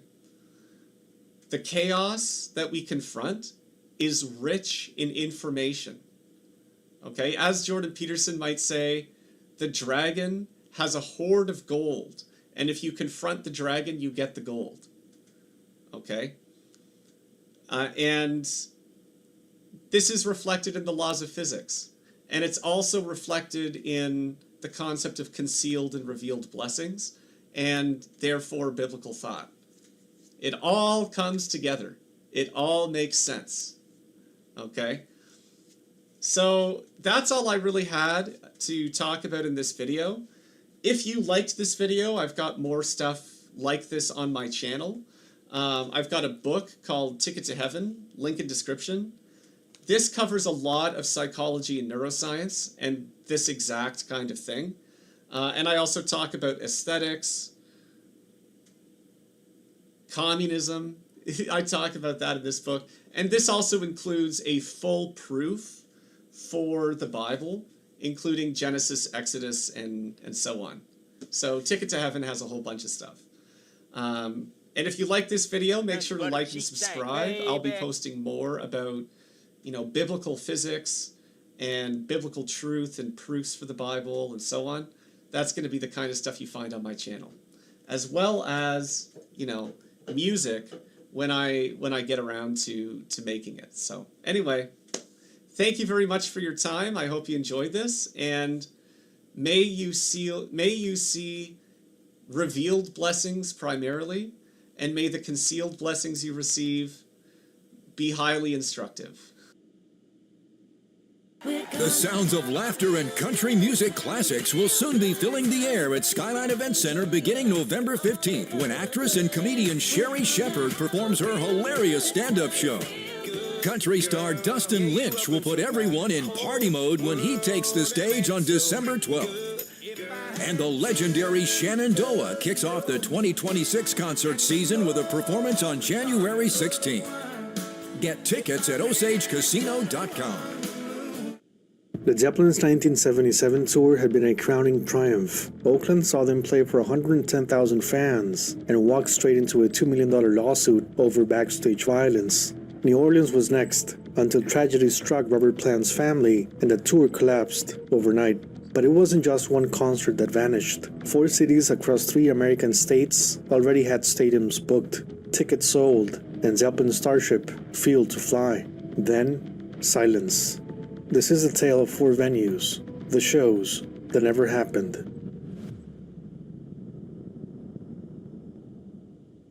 When the news of Carrick Plant's passing reached New Orleans on July 26th, Robert Plant and John Bonham were already there, waiting for the band's next show at the Louisiana Superdome. They waited until 6 p.m. before flying to New York, and from there to England. In a single day, the biggest tour in America collapsed. Manager Peter Grant stayed behind to face the press, a lone figure trying to steady something that could no longer stand. Jimmy Page was in Los Angeles. John Paul Jones was in Oregon, traveling with his family in a motorhome. The band scattered to the wind. But the story didn't end in the South. The Starship was ready, and 4 American cities were bracing for Zeppelin's arrival in August. Chicago, Buffalo, Pittsburgh, and Philadelphia. Cities that would never see them play nor host another Zeppelin member for the rest of the decade. The band's 11th visit to North America had been a hugely successful comeback. After a 2-year absence, anticipation was feverish. By early 1977, the song Remains the Same was still in theaters, a glowing echo of a band that hadn't set foot on American soil since 1975. In February, newspapers began promising their return, but right from the start, things wobbled. On February 26th, headlines broke that Robert Plant had caught a severe case of tonsillitis. Doctors set the recovery time at 5 weeks. 2 Canadian dates, including Maple Leaf Gardens, were scrapped. For a moment, fans feared the tour would collapse before it began. Peter Grant, ever the tactician, turned the setback into reassurance. He told the press the Plant would recover, and to prove it, they added a 6th night at the Los Angeles Forum. It was his way of saying not only will Zeppelin return, but they'll play more. You rented it and you control it. Promoters across America exhaled. 40 shows were on the line, and an entire country was waiting. This is tomorrow. By April, the machine roared to life. The first shows were rough, but once the gears aligned, Zeppelin became unstoppable. 3-hour marathons, on-stage armor, private jets, and a scale no other band could match. Next to Elvis, they were the hottest tickets of 1977. Working with promoter Jerry Weintraub pushed the Zeppelin empire to new heights. Weintraub, the man who had organized Sinatra's Madison Square Garden spectacular show, was now shaping the most ambitious rock tour in the world. By early May, he was already fielding stadium offers across the United States. One big problem with the driving ban is enforcement. Buffalo police are too busy to stop and check every motorist, and the community service officers have no power to make arrests. On May 18th, the Buffalo Evening News broke the first big headline. The Zeppelin would play Rich Stadium on August 6th, an 80,000-seat colossus in Orchard Park. It would be their first Buffalo appearance since 1973, when they performed at the 16,000-seat Memorial Auditorium. This time, the scale was staggering. Because the band had bypassed Western New York in 1975, favoring Uniondale and New York City instead, the announcement felt monumental. For local fans, it was more than a concert, it was redemption. The band's 8 albums were still selling strong, and the song Remains the Same soundtrack sat in record store windows for about $6. Lisa Robinson reported Buffalo on Zeppelin's 1977 map. 60,000 tickets were slated for sale on July 16th at outlets across the region, limited to 10 per person. Ridge Stadium, named for Ridge Products, had opened in August 1973, less than a month after Zeppelin wrapped up their US tour. Had it been completed earlier, it's likely Zeppelin would have played there sooner. With a capacity near 80,000, it was the perfect site for large-scale rock and roll events under the Summerfest and Superfest banners. In 1974, Eric Clapton and Emerson Lake and Palmer. In 1975, Yes, the Eagles and the Rolling Stones. In 1976, Elton John and that year's hero, Peter Frampton. By 1977, Blue Oyster Cult, Leonard Skinner, and Ted Nugent headlined Superfest 11. Buffalo was primed for Zeppelin. Tickets for Led Zeppelin are $10.50, which includes service charge. In less than 3 weeks, Zeppelin. Led Zeppelin, August the 6th at 8 from Concerts West. Led Zeppelin at Rich Stadium, Buffalo. Tickets on sale now. 2 weeks after Buffalo's headline, the Pittsburgh Press ran a pair of teaser ads announcing Zeppelin's return to the Civic Arena for 2 shows, August 9th and 10th. About 26,000 tickets would be available at $10 each. Zeppelin hadn't played Pittsburgh since February 1975, and for many fans, The song Remains the Same had made Pittsburgh part of the band's cinematic legend, with several sequences filmed on location there. Excitement was electric. Hook Productions handled promotion. Through July, the press stayed quiet, but not the planners. Stage passes were printed, logistics laid out, and the Civic Arena's retractable roof dome, a point of hometown pride, stood ready. By August 1977, it had already hosted 13 concerts that summer, including the Beach Boys, Genesis, ELO, and ELP. By June 2nd, the Chicago Tribune joined the party. Aaron Gold's Tower Ticker column announced Zeppelin's double night stand at Chicago Stadium for August 2nd and 3rd, with tickets on sale the very next day. The headlines were everywhere, even capturing the reflection of a fan's sunglasses. These would be their 5th and 6th appearances at Chicago Stadium in 1977, following a 4-night stand that April. That first run had been memorable and grueling. Jimmy Page battled food poisoning through one performance, forcing the band to dig deep just to hold the line. The August return carried a sense of unfinished business, a chance to settle the score and reclaim the stage at full strength. Chicago Stadium calendar between April and August read like a museum plaque. Elvis Presley in May, Bad Company on June 2nd, and 2 night runs by Chicago and Fleetwood Mac in late July, the very weekend Zeppelin shook Oakland. Chicago's Ambassador Hotel had been the band's headquarters at some point during the tour, a hub of beverages, cigarettes, and remembering laughter. In that era, Zeppelin didn't just visit cities, they took residence. On June 18th, the Philadelphia News confirmed a massive Led Zeppelin concert for Saturday, August 13th at JFK Stadium, the largest venue on the East Coast. The next day, the Philadelphia Inquirer noted 2 opening acts would precede Zeppelin. The stadium opened in the late 1920s and had rarely hosted concerts. The Beatles played there in 1966. Peter Frampton's recent run proved how profitable these new era mega shows could be. It seems where Frampton filled arenas, Led Zeppelin had to be next. Now, confusion followed. Some ads listed Philadelphia Spectrum instead of JFK. Electric Factory concerts promoted both venues and appeared to hedge their bets, perhaps hoping to maximize pre-sales on a high-risk production. Eventually, the dust settled. Zeppelin would close their 1977 tour at JFK, their biggest concert ever, a grand finale aimed at breaking the 100,000 mark. Through late June and into July, anticipation built to a boil. News reports of Zeppelin's victorious runs at Madison Square Garden and the Forum had the marketing machine at full speed. In Pittsburgh, the Civic Arena's dome looked like a promise. In Illinois, every seat at Chicago Stadium snapped up in hours. These weren't just concerts, they were regional holidays forming on the calendar. Then came July. Zeppelin's empire rolled into Oakland for 2 shows of record-breaking crowds and one infamous backstage brawl that would haunt the band's reputation. On July 26th, the Buffalo News ran a piece on the Oakland incident, not realizing the tour ended that very day. Canadian publications were still selling bus and ticket packages for Buffalo. Western New York expected to become a hub for cross-border fans who missed the April arena dates. As word spread from city to city, the picture grew darker. On July 27th, the Pittsburgh Press mentioned the arrests in Oakland. The next day, it acknowledged rumors of the New Orleans cancellation, but reassured readers the Civic Arena shows were still on schedule. Promoters clung to hope. No official statement had arrived, and too much money was on the line. July 29th brought confusion and desperation. The Philadelphia Inquirer printed Electric Factory's confidential denial, insisting the heavy metal rockers will do their thing as scheduled. Smaller local papers near Buffalo tried to calm nerves, urging patience. Canadian outlets kept promoting charter packages. The press machine didn't yet grasp that Robert Plant was already halfway across the Atlantic, grieving the death of his son. On July 30th, the Pittsburgh Post-Gazette quoted Jack Hook saying, "The Civic Arena shows were absolutely still on, with estimated sales of $110,000. In Philadelphia, the Inquirer launched the Experience Led Zeppelin contest. 20 pairs of tickets up for grabs. Hundreds of thousands of coupons poured in.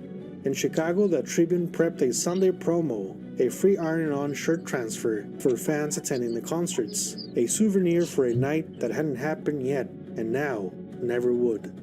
And then came August. On August 1st, the truth began to break through the noise. Promoters called emergency meetings. The Tribune confirmed both Chicago shows were cancelled, even as its next day issue, printed in advance, still carried the shirt insert. The heartbreak was set in ink.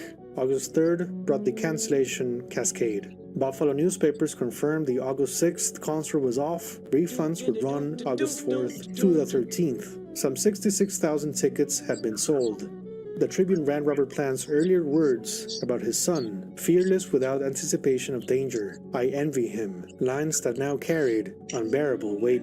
By August 4th, Pennsylvania still clung to a sliver of hope. Pittsburgh's refund announcements were cautious, almost apologetic. Reports suggested the Civic Arena shows hadn't fully sold out, but the city was ready.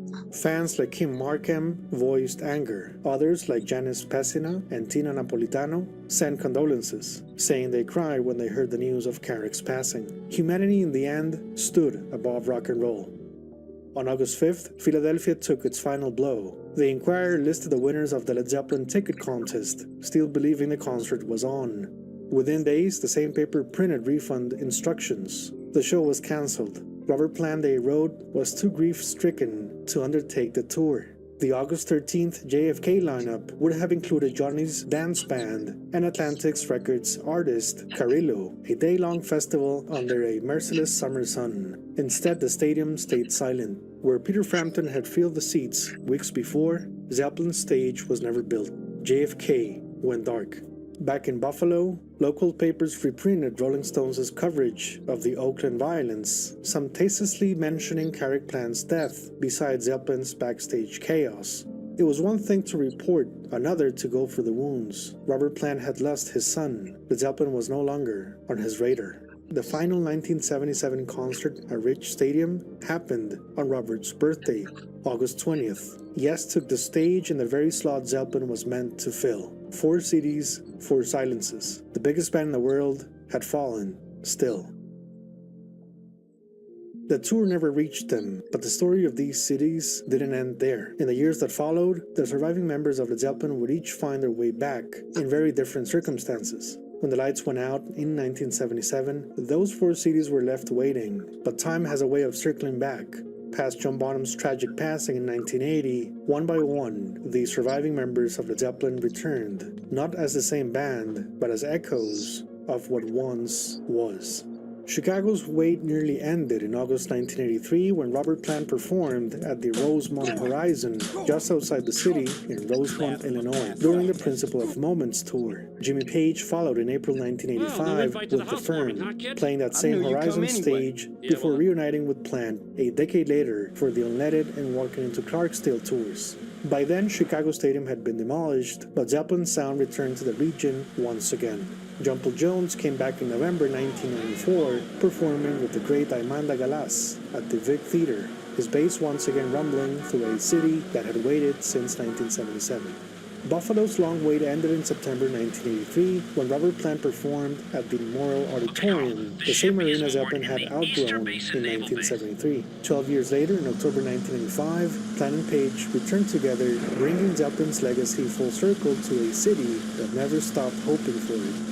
In Pittsburgh, the Civic Arena's steel dome finally heard the music it had missed. Jimmy Page played there in May 1985 with The Firm, and Robert Plant followed in October 1988 during the Now and Then tour. A decade later, in March 1995, Page and Plant stood together beneath that same roof, their sound echoing across the city Zeppelin had been destined to play. John Paul Jones later returned to Pittsburgh in March 2000 for his Zuma tour, closing the loop in his own way. And in Philadelphia, destiny took its time but kept its word.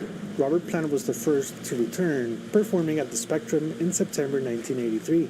Jimmy Page followed less than 2 years later, playing that same venue with The Firm in May 1985. Just 2 months after that, the city's JFK Stadium, once scheduled for Zeppelin's finest hour of 1977, finally hosted them in a different form, the controversial Live Aid reunion in July 1985, when Jones, Page and Plant took the stage, joined by Phil Collins, Tony Thompson, and Robert's bass player, Paul Martinez, before millions watching around the world. I covered that moment in detail in my episode, Not Phil Collins' Fault. Up there on that stage, it was the closest thing to 1977. 3 men who had gone their separate ways, now reunited by their past, their hits, and a deafening roar of a crowd that wanted Stairway. The band could never truly come back, but for a moment, there was a song of hope, healing a chapter that only time could mend. JFK Stadium became the place for closure and circumstance, shifted identities, different lives, yet still kings of their own planets. And America watched them one last time as the mighty Zeppelin Trio. I'd like to introduce some friends of mine to you. Would you welcome Mr. Robert Plant, Mr. Jimmy Page, Mr. John Paul Jones, Mr. David Johnson, Mr. Paul Martinez.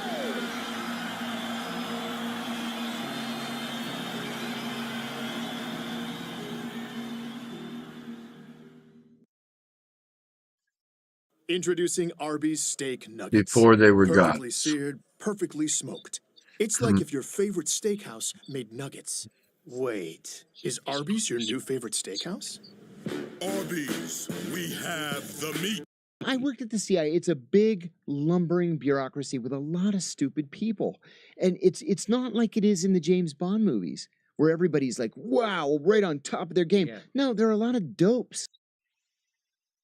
Let me just show you this, and I just want to get your response to it. So this is Cenk Uygur from a place I used to work, TYT, and here's what he says about... Like in the old days, man, they could do some... So he's interviewing a guy, I think, who has written a book on the CIA, and watch this. So in the old days, he says... coups. Yeah. Now I believe we have the opposite problem. They're not evil enough. He's talking about the I don't CIA, that they used to really All be right, bad so- guys, but now they're not evil enough. Let's They're listen. like not doing anything, right? But are they risking their lives to infiltrate? I mean, no, we never infiltrated Al Qaeda. Yeah. I mean, that's unbelievable to me, right? A little bit.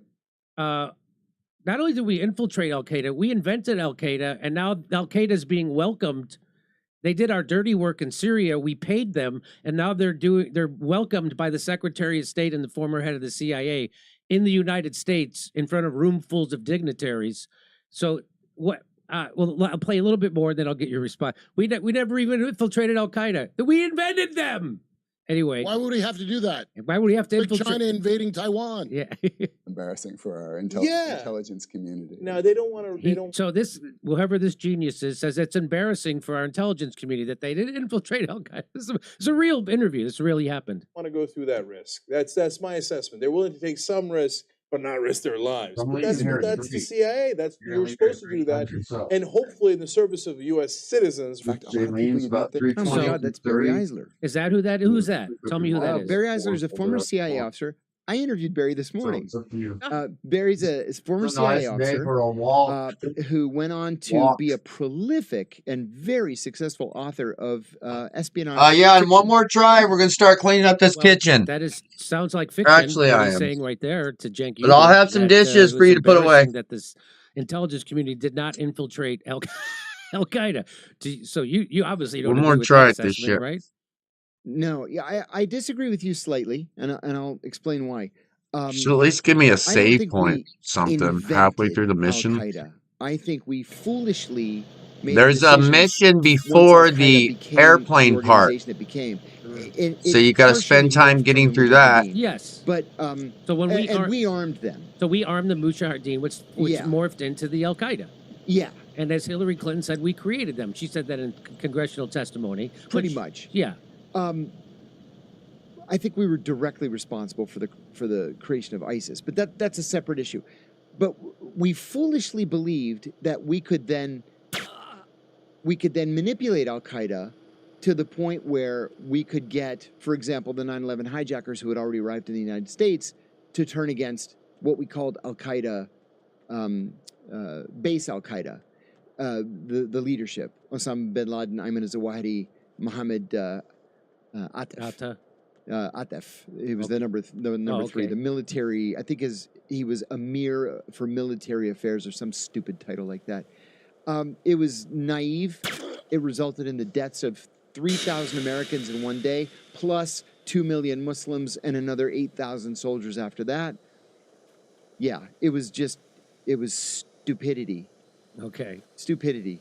But let me add one other thing. Sure. Cenk Uygur, I'm sorry. Cenk Uygur's an idiot. He's always been What? an idiot. Have you heard his position on sex with horses yet? Yeah. Well, listen, you're asking a Greek to comment on a Turk, so already I'm on a thin line here. But he's so arrogant that he wants us to believe that when the CIA makes a decision to do something, or the CIA takes a policy position, the first thing they have to do is they have to call Cenk Uygur and explain what they're doing. It's like, that's not the way espionage works, you moron. So I just, well, let me show you this. Hang on. I have so much here. So here's what Scott Ritter says. Let me introduce you to the Special Activity Center. The CIA may be incompetent, that I grant you, but to say they don't carry out covert action designed to undermine, overthrow the governments of sovereign states is a whole new level of stupid. The CIA is the greatest threat to global stability in the world. No other single organization is involved in the violation of law, including our own, more than the CIA. America and the world would be far better and safer place without the CIA. Now, do you have anything to say about Scott Ritter's assessment of that? I agree with every word of that. Okay. I do. Wait, question. So the Remember idea- Scott Ritter? Oh. I know him well. So I the know idea, Scott Ritter. so the Very idea well.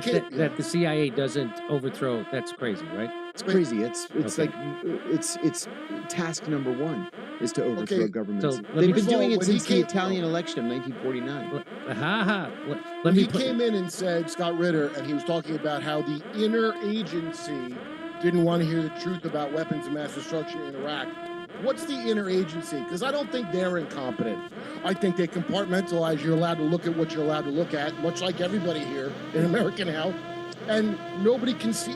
I talk to people that have been, and they don't know about things that have been disclosed already, such as MK Monarch, which I thought they would never disclose. We had a guest on who sent us the link in 2024.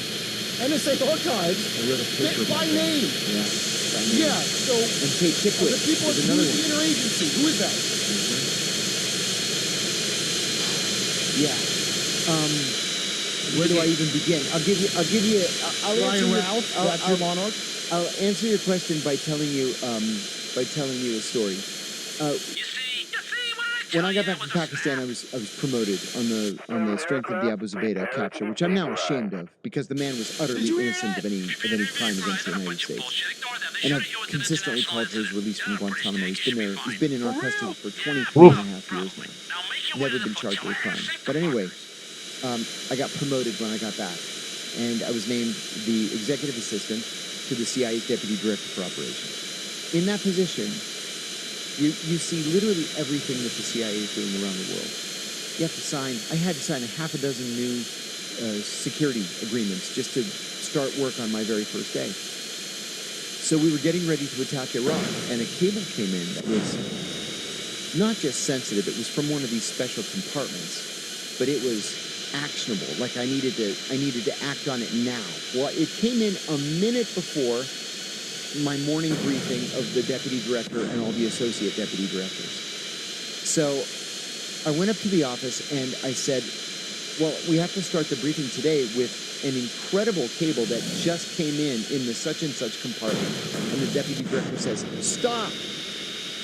He says, you and I are the only people in the room cleared for this information, which the room included the associate deputy director for operations, the associate deputy director for policy planning, the associate deputy director for counterintelligence, the associate deputy director for counterterrorism. It's like, are you kidding me? So there's a smaller group? Maybe I should this little hover. group? And there was. So he said, I'll take the cable. I'll brief the director. So I just handed it to him, and everybody was kind of doing this. All like right, time to pretending clean the that they kitchen, hadn't bro. heard That any was of my this. last attempt right now. At least I was didn't die, shocked. right? And then I when everybody finished Ouch. everybody just says what they're working on that day. Afterwards, he said, close call. I said, I just assumed that if you're one of the top 8 leaders of the CIA, you're cleared to know what the CIA is doing. And he said, yeah, it's kind of funny, isn't it? That's amazing. I wonder. So, let me play one more video in this vein, talking about the ridiculous things that people believe about the CIA today. Let's listen. There was a time in America where the State Department would carry, the Pentagon would orchestrate and carry out coups in, Latin American countries, for instance, or in Iran. Like, there was a time when the government engaged in all sorts of unsavory schemes across the globe. That's definitely true, okay? That's not the government we have today. How does anyone look at the, honestly, I don't think the current federal government is even competent enough to carry out a coup. I mean, they tried multiple times in Venezuela and failed. Failed. And the way, some of the MAGA Republicans, quite honestly, talk about the federal government makes me think, oh my God, they're asleep at the wheel. They don't understand just how incompetent the federal government is. They can't get anything straight. They can't get anything straight. And you guys think that they're wiretapping you and they're scheming and they're planning on throwing Tucker Carlson in prison for talking to Vladimir Putin? Really? Yeah. Come on. I mean, look, man, I interviewed the CIA agent a long time ago, about nearly 10 years ago. It was a really amazing interview. She told me about honeypot schemes and stuff and how they trick their targets into thinking that they're going to get a sexual relationship. It was an amazing, very candid interview. And she's like, look, this whole thing, and that deep state stuff on the right wing hadn't started yet. She's like, the number one problem with the CIA is they've become bureaucrats. And so I just would like to get a CIA officer's response to that kind of ridiculousness. It hurts my brain. It really does. I mean, listen, you can even go on Wikipedia and they'll give you a laundry list of all the regime change operations that the CIA is known to have been involved in. What makes these guys think that the CIA is not at least as dangerous as it always has been? It's a mystery to me. Edward Snowden revealed that there's exactly that they're tapping everyone's and phone. Joshua Schulte, they didn't give Joshua Schulte 40 years for nothing because he talked about nothing.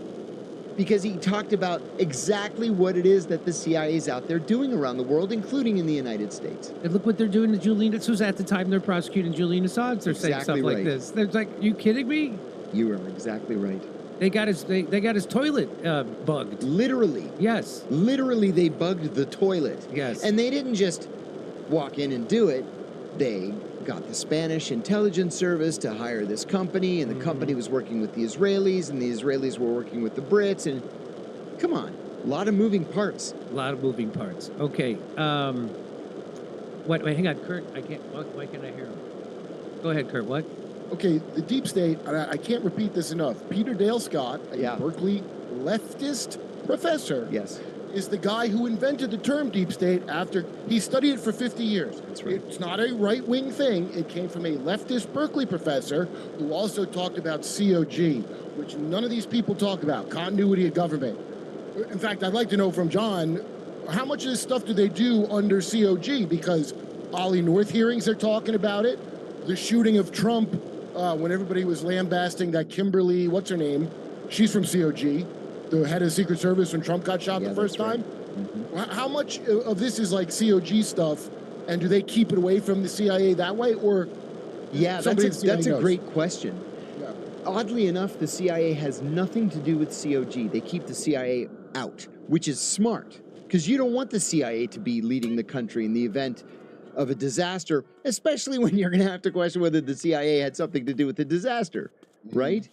But yeah, continuity of government is probably priority number one, which is one of the reasons why COG came out into the news this week, because literally everybody, I don't know that this has ever happened, at least not in my lifetime, literally everybody in the constitutional line of succession went to the Charlie Kirk memorial service. Oh. Literally everybody. What would have happened if a nuclear device had gone off in that stadium?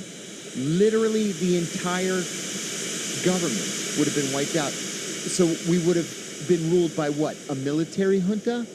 The guy from the Department of Energy or something. Yeah, right. That's from Denver. That's what's under the airport. Yeah, exactly. And there's one in West Virginia at Mount Weather.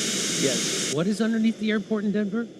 The new capital for COG in case of a nuclear war. The Dr. Strangelove underground thing where they all sit around. That's what's in Denver. That's why Yeah, all there's that one in Denver, Freemason bullshit and there's one there. on the Virginia-West Virginia border called Mount Weather. It's a hollowed-out mountain, and that's where the designated few are supposed to be taken in the event of a nuclear plant. No A kidding. hollowed out mountain.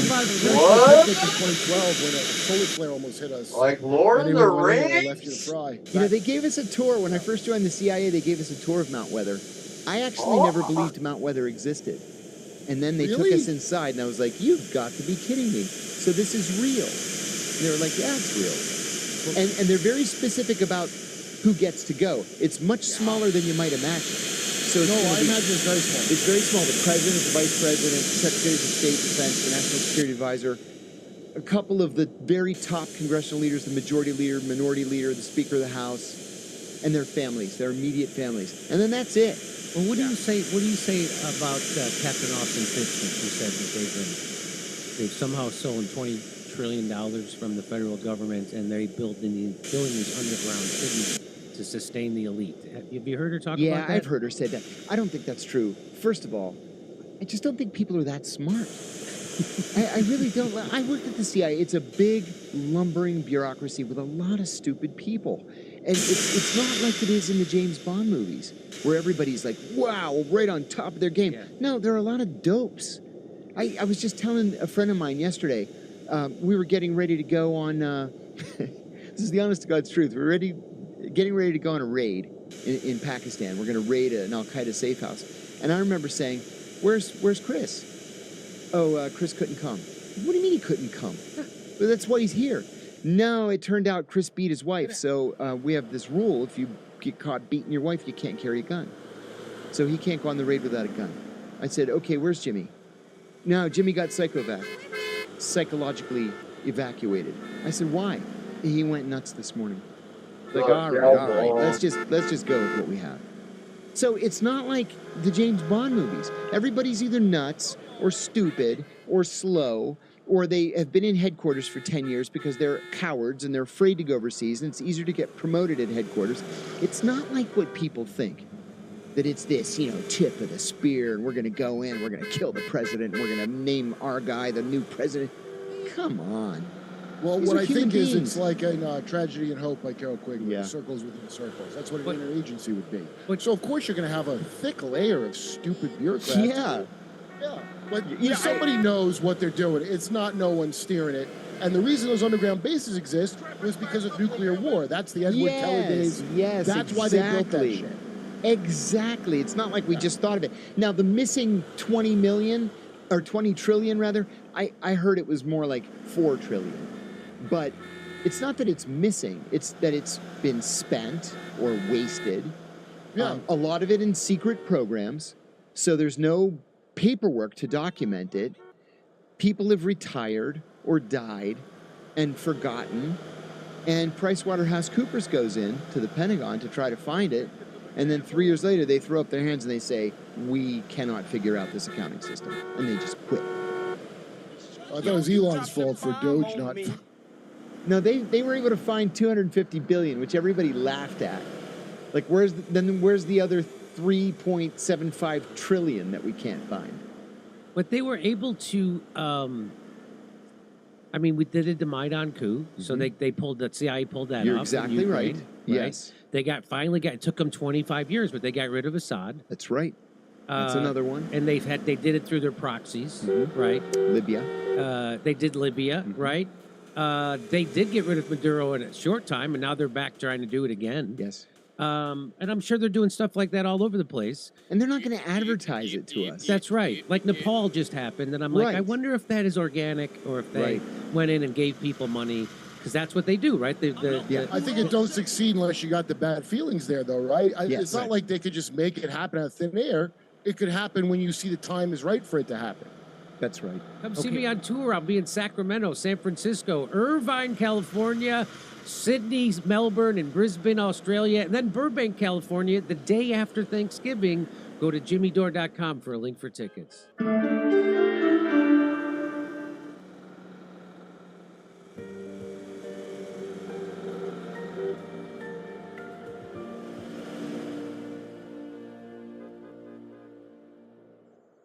There is perhaps no English poet, Christopher Hill writes in Milton and the English Revolution, as controversial as John Milton, the author of the epic poem Paradise Lost, published in 1667. Milton played a major role in the 17th century English Revolution that overthrew the monarchy. Indeed, it was said that Oliver Cromwell achieved power with his soldiers in Milton's books. Milton inspired later radical poets, William Blake, Percy Shelley, the anarchist Alexander Herzen. He was an inspiration to Thomas Jefferson, the French revolutionary Mirabeau, and the Chartists, and later still Virginia Woolf, C.L.R. James, who believed that any great revolutionary had to be a great artist, Hannah Arendt, and Malcolm X, who said that Milton and Elijah Muhammad, who led the Nation of Islam, were saying the same thing. Milton defended the execution of the king, Charles I, in 1649, something for which Samuel Johnson never forgave him. He was a passionate anti-clerical, embracing a host of Christian heresies. He was to his core a revolutionary. He, like us, lived in a period that pitted two warring cultures. The ruling class, as is ultra true for us, had abandoned traditional aims and values and wallowed in unchecked greed and corruption. English society was gripped by despair and disillusionment. Milton wrote Paradise Lost, which is an account of human origins, to make a political argument. He was blind during its creation, dictating lines that came to him at night. He had fallen from power with the restoration of the monarchy, and he had been freed from prison and almost certain execution only because of the intervention of the poet Andrew Marvell. His fight for liberty was lost, his family was falling apart. His rebel in the poem is Satan, who seeks to overthrow God but finds himself cast into hell with his confederates. And as all readers of Paradise Lost have to admit, it is the rebel who, if not the hero of the poem, is the most compelling figure, crying out to his banished angels, "It is better to reign in hell than serve in heaven." Joining me to discuss Paradise Lost is Professor Orlando Reed, author of What in Me is Dark, The Revolutionary Afterlife of Paradise Lost, and an assistant professor of English at Northeastern University, London. Let's begin with the figure of Milton. And there is something I find very noble about he is blind. He's probably still living under the threat of assassination. He has been cast out of power. He was a major figure in the Cromwellian revolution, which everything he had fought for in his life has collapsed. And I want to talk about his, what he tries to do with the poem. We mentioned Christopher Hill's book, which I talked about in the introduction, who really argues quite strenuously that, although he was extremely erudite, of course, Milton, but it was more the political experiences that he had endured that informed Satan and the contest with God. Absolutely. We can see Paradise Lost as a great work of art that at the same time tries to rise above petty human controversies and is infused with Milton's world, with his life experiences and with the politics of the English Civil War and the feeling of defeat and of seeing the political project that he had devoted his life to come crashing down. So I think you're absolutely right there. And talk a little bit about that Civil War itself. English society was torn apart. We should say that although Milton, I think always, was a strong public defender of Cromwell, Cromwell himself became poisoned by power at the end, and a pretty, offensive or repugnant dictator. Just set the scene, the political scene for us, and then we'll go into the poem.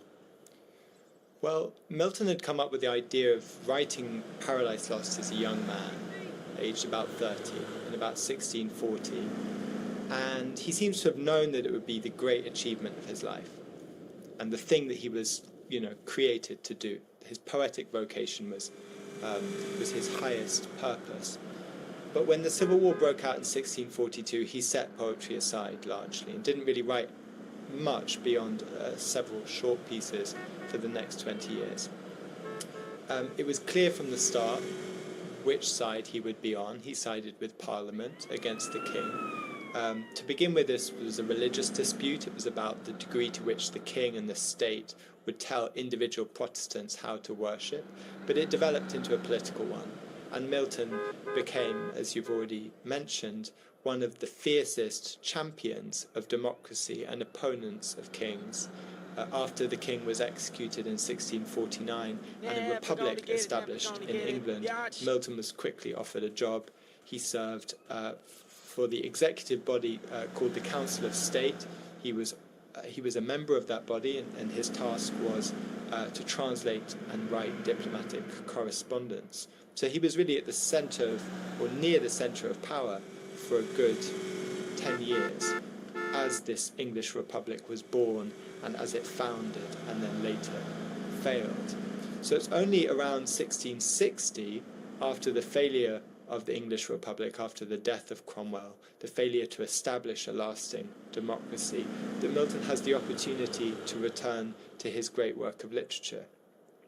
And it's after the experience of being imprisoned and of being fined and of fearing for his life, he was released and had to live a life of, I'd say, sort of public disgrace and enmity with the state, even though he had been permitted to go on living. It was in that condition that he wrote Paradise Lost. So they were, as he writes in Paradise Lost, they were dark days. He had fallen on dark days. And it was in that state of darkness that he writes this gloriously dark poem, which presents us with Satan, who at the very beginning of the poem is himself recovering from a disastrous civil war in heaven. Satan was an angel, led a rebellion against God, was defeated, cast out of heaven, and falls down to hell. So at the beginning of Paradise Lost, the reader is presented with a failed revolutionary, much like the poet himself and his other associates. So we must wonder whether Satan is a figure for Oliver Cromwell, whether the character of Satan contains some critiques that Milton never articulated during his years working for Cromwell's government. At the same time, the reader is presented with a figure of Satan that seems a lot like Milton himself, a failed revolutionary recovering from a disastrous defeat, and often articulating arguments against God, who Satan calls a tyrant, that Milton himself had made against the English king. So the great mystery of Paradise Lost is trying to figure out why Milton gives us a Satan that seems so much like himself. Yeah, we'll go into that a little bit. I mean, the interesting thing is that in the end, Satan himself is not a very appealing figure, like Cromwell.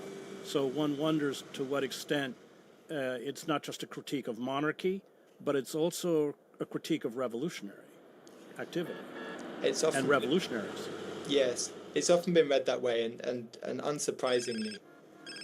On the one hand, Oliver Cromwell did become somewhat tyrannical. He started to dress more richly. He seemingly designated his eldest son his heir, which is a strange thing to do if you've spent your life fighting against hereditary rule. However, Milton seems to have genuinely believed that Oliver Cromwell was the best man to ensure ongoing religious tolerance in England, tolerance for Protestants, which is something that Milton wanted. He wasn't too good to the Catholics. No, that's the limits of tolerance in this period are, we could call them hypocrites, but they were so overt about it. However, sometimes Cromwell's statements about Jewish people and Muslims were openly tolerant. He said it would be better that a heathen were tolerated than a true Christian persecuted. And I think he did walk that walk. To some extent, their passionate and violent enmity against Catholics was a political one, because it was about being the subject of the Pope. But I don't want to defend their anti-Catholicism, which was pretty virulent at the best of times. Well, and also, Milton was a defender of liberty. He wasn't a defender of liberty for Catholics. That's right. We always have to understand, at least in this period, that the claims about freedom are often claims about freedom for a particular group of people, often freeborn male Protestant citizens. So the claims that would later resonate in later democratic revolutions were made in a more limited way in the 17th century. Nevertheless, Milton's arguments about freedom did resonate powerfully among Jefferson and so many others. Before we go into the poem, it was a time of radical ferment. You had the diggers, the ranters, the early Quakers, and Milton was, I don't know if you would identify him with any one of those particular groups, but this English radicalism was fierce and strong and real. The 1640s, after the downfall of the monarchy and the bishops, okay, let's move. The end of censorship gave way to an extraordinary flourishing of radical literature in England for a good few years before Parliament swiftly reintroduced forms of censorship. And Milton was someone who passionately believed in the value of publishing heretical books. He passionately believed in the capacity to make to publish bad books in order that we can understand the good and the true. So he wasn't a leveler. The levelers believed in a far more radical transformation of society. Milton wasn't willing to go there. In that sense, he was more of the kind of bourgeois class with Oliver Cromwell, who ended up taking control of the revolution. However, he did promote many wide-reaching reforms, social reforms that today we could recognize as being radical and progressive. Well, also theological heresies. He didn't believe in the Trinity. He believed that the soul died with the body. You can probably list a few more. Absolutely. Although I think he considered himself a Christian. Yes. Although in some senses his heresies were so far-reaching that many other people wouldn't believe he was a Christian. He wasn't a Trinitarian, one of the founding principles of Orthodox Christianity. He believed he was a Christian. He believed in Christ, but he didn't attend church services seemingly after the Restoration, and was certainly associated with radical Quakers around the time that he's writing Paradise Lost. People who believed in the inner light and were very skeptical about religious authority in any form. So at his most radical, Milton approaches something very anarchic indeed.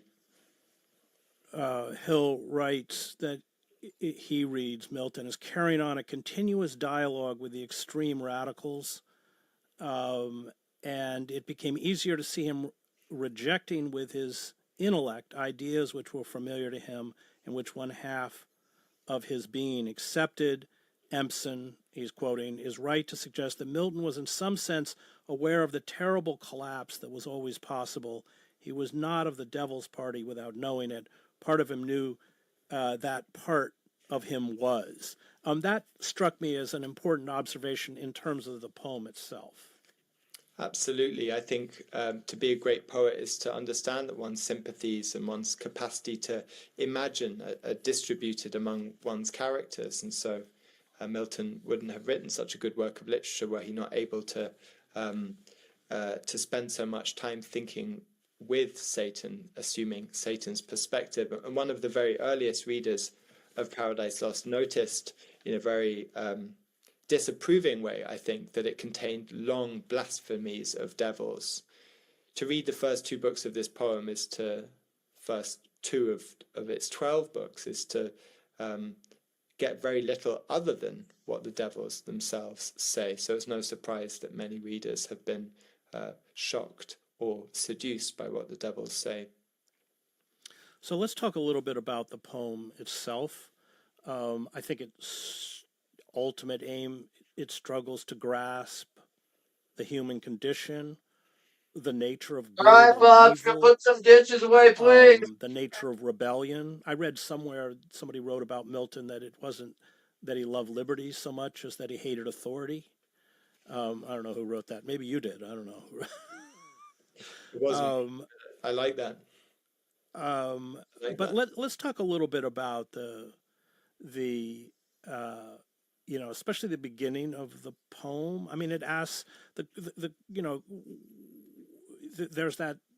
It begins, of course, in hell, and Satan is rallying his legions. There's been a ferocious fight against God, which is quite vicious. I mean, actually, and then the intervention of the Son of God. But maybe you can, you know, set that up for us. Absolutely. So Satan wakes up. He soon sees his second in command, Beelzebub, and they start talking about what they're going to do. Satan, from the very start, is insistent that although they've lost the battle in heaven, that the war must continue. They magically are liberated from their chains. They were chained to the burning lake. Somehow they are liberated from them, and they travel to dry land, and it's from there that Satan summons his followers. So he's led a third of the angels in rebellion against God, and they've all been cast out. Satan delivers this very grand speech where he says, awake, arise, or be forever fallen. And his troops, just having been stupefied and lying like him on the burning lake, suddenly they spring up and they start sort of marching towards him like a Leni Riefenstahl film of a Nazi rally. And Satan then says to them, you know, we have to make this place our home, but also figure out what to do. They build this glorious palatial So we were just talking about chuds and Nazis going underground. a word that And I was Milton listening to a coined, meaning place podcast, for and this all guy the works devils. at the And in CIA, book 2, so the and they were second talking chapter, about it, effectively, of the not poem, the conspiracy devils theory, debate but like talking about what they're going to do, NORAD or how they're going something. to pursue But revenge it's a against hollowed out God. mountain.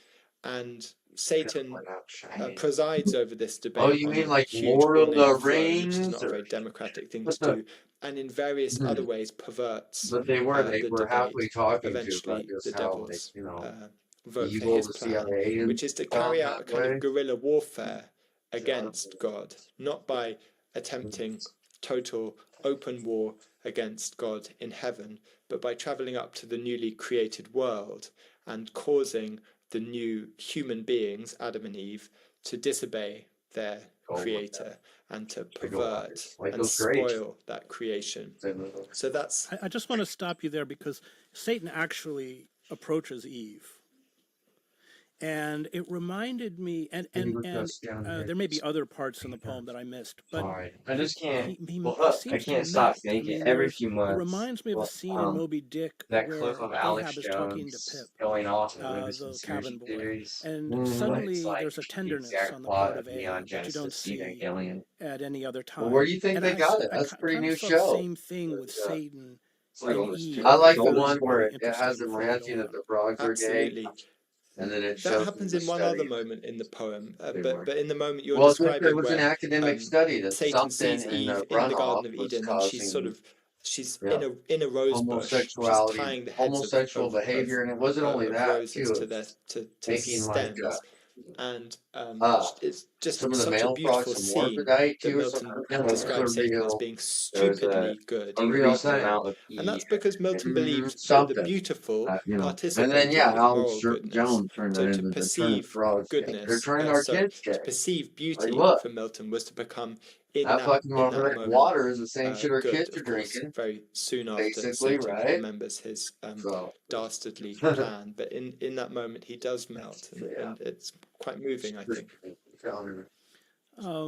I mean, it raises the question of what they were talking about. Sorry for interrupt. would Is God a allow all this to happen? continuity But of government I don't know. Maybe you shit can type answer that. I shit. don't. And they think halfway is that some That weird is the halfway question. shadow That is doctrine? the grand But question it's of underground Paradise and Lost. How can God allow But what were you evil saying? and suffering Yeah, and it was the clip from Alex and Jones. all of the bad Like things these that two happen as a result races of of people, the right? fall Right? and Some aliens that Satan's came to Earth a ability long to time ago. tempt You know, Eve. like when the moon crashed into Earth. That Yeah, was it. yeah. That's the That was grand sin. That was question all in right. Paradise Lost is And one of Milton's them became answer, us, and I the think humans, right? And the um, other, No, deep to time summarize shit. his Okay, answer yeah, very yeah. and the quickly, other became like the it is that angels and ultimately the ghosts and world like that all we that, live you in know, is like a And fallen, myth turned into imperfect world legend, full turned of into myth, suffering and and then pain, and no one wars is still believed, and things that nonetheless worth should have living in, never been and that forgotten, we all on some right? level Got intuitively, forgotten. and or now many the ones people that Now are there's really angels, scary shit understand underneath the mountain. they're that it's sleeping underneath worth the Earth, the living in. world's And so core, Milton's right? And task there's in these secret Paradise Lost cabal of is to humans, remind and they're us trying to that the meld world, all of however humanity into one imperfect, collective is still consciousness. something to want to live in and to be Turns grateful into this for. Mine, But the one also, that I thought was Milton's really crazy at Christian sort first, of and conclusion it's kind of like is the that Living it's worth Monument living in once, but it was also like because we can get the to heaven mountains where were everything will like be sleeping perfect again. giants. Well, Like, there's what? two You're issues crazy. with And that. then you Of start course, looking at them, and then Adam chooses like they mortality say, to be with Eve, uh, and then the it Devil's Tower seems is a in kind of the petrified. It's the education stump of the that old happens tree of throughout the life, like poem, in Avatar. there is It's this. literally like. So, Um, anyways, um, that one forgive me, was reading off really the book, far out, and correct then me you if I'm start wrong, running but out. it seems to me Hey, that man, paradise I can be built give it enough internally time. within either environment. You know, Absolutely. Anything's On the one hand, possible. at the beginning of the Mystery poem, Meat Cave, National Park. Satan says That the was a mind good is one, its own dude. place and can make a heaven of That one hell was hell really of believable heaven. until they started going to like really And fan that's not fiction, true for Satan, but you because never wherever know. he Turn it flies into a is music hell. park. They could But have it is found true me. for Adam and Eve when they're about to leave the Garden of Eden and enter the fallen world at the very end of the poem. The angel who's come down to prepare them says that they have a paradise within the happier far. Jesus, So kill all those this internal dinosaurs. paradise Jesus is going to fucking be even happier than the, frankly, consummate somewhat vulnerable and body slam. anxiety-inducing external Pretty paradise sure that that's a they've been South living in. Park I episode do think that Milton where believed Jesus that. is in the background. It's got Before Cartman we and go into your somebody's book, talking, and in the background, Jesus is just fucking like body is slam. there a kind of Miracle Man eating those fucking understanding, or is Milton dinosaurs. trying to impart an understanding that All perhaps right, I'll call you in a we minute. change the world incrementally, that changes are small rather than these vast projects of social engineering that are embodied in incidents like revolution? That's a really good question. I was just thinking earlier today how I believe this is a revolutionary poem, but it's somewhat absent of examples of fiery rhetoric, or at least fiery rhetoric that is meant to get the reader pumped up. Milton wrote it at the end of his life, where I think he was probably quite conscious of violence and of the downsides of violent radical change. He didn't in any way, I think, recant his views on democracy being the best, most secure system of government, but he was perhaps more cautious about the kind of violence that he was willing to subscribe to. So I think he was insistent that liberty was something to be fought for, as you say, through small acts, through humble acts. This is an epic poem, but unlike the epic poems of classical antiquity, Homer's Iliad, Virgil's Aeneid, this is not an epic poem that spends much time celebrating the heroic deeds of men. It's not a macho poem. It's a poem for which the most heroic acts are true to the New Testament. They're humble and often quiet acts of love, of forgiveness, and so on. So I think you're absolutely right there. He writes the better fortitude of patience and heroic martyrdom unsung, which sounds like him at that moment. But at the same time, there is a heroic triumph, but it's that of God and of God's Son in heaven. So the main warfare that happens in Paradise Lost is the defeat of Satan by God's Son in heaven. At that point, Milton allows himself to, describe the full epic machinery destroying Satan's rebellion. But I think he was cautious about celebrating the grandiosity of men's projects to destroy each other. He also writes, by small accomplishing great things, by things deemed weak, subverting worldly strong, and worldly wise by simply meek. powerful stuff. I went back to Princeton a couple of weeks ago to give a guest lecture in a Paradise Lost class, and they were reading the passage in book 6, in chapter 6, about the war in heaven, and there was this line that felt to me so movingly relevant to today, or at least an idea, where God says, "War wearied hath performed what war can do." The idea being that the purpose of war is simply to exhaust everyone and to destroy everything until it's intolerable.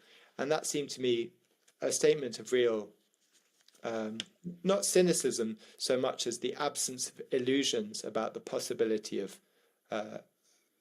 just wars on earth. Well, the English Revolution was very bloody and very violent, and with the restoration of the monarchy, executions were very common. Absolutely. So the violence that Milton was perhaps recoiling from was the as you're suggesting, the very violent punishments of his former associates that were happening in London streets very close to where he was living. Before we go into your book, let's just talk about the end of the book, where Satan,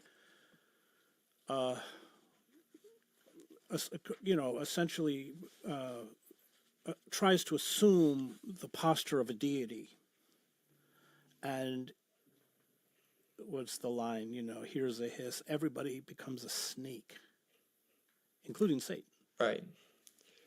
Right. Absolutely. So, in a recent article for The Nation, I compared this to one of Elon Musk's sort of colonizing Mars projects, because Satan has proposed to go up to this new world to colonize it on behalf of his followers, and he goes up there and he does what he said he would do. He convinces Adam and Eve to betray their creator. He comes back down, and his followers, the devils, have prepared a kind of triumphal ceremony for him. He gives this great speech saying, "This is what I've done for you. Get ready to take your place in this new world colony." And he's met with a universal hiss. And that is at once a joke about how no orator ever wants to be hissed at by the crowd, but also that their punishment, that God has turned them all into snakes. Let's turn to your book. You open with Malcolm X meeting his brother. Malcolm's in prison.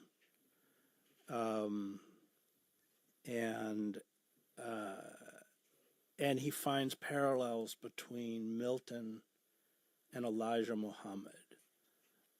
Explain how. I once asked James Cone, who wrote a wonderful book called Martin, Malcolm in America. I said something about Martin being an intellectual, Martin Luther King being an intellectual. He said, no, the real intellectual was Malcolm. Not that, of course, Martin Luther King wasn't brilliant, but the intellectual was Malcolm. So talk about that moment, which you opened with. Well, so Malcolm X was sent to prison when he was in his very early 20s for burglary, and he quite quickly, once inside, decides to take this opportunity to get an education. He starts devouring books. He says no university would ask its students to devour books as I did then. He gives himself an extraordinary self-education. Then he converts. He converts to the Nation of Islam, this very unorthodox Muslim sect, and that only intensifies his desire for knowledge, but it also intensifies his skepticism about white writers, white history, and he starts to read the books, the literature that's available to him in the prison library in a suspicious way, trying to find out the hidden truths in them. So when he reads Shakespeare, he says, well, I realize that Shakespeare's plays were written by King James I, who is the same man who doctored the Bible translation.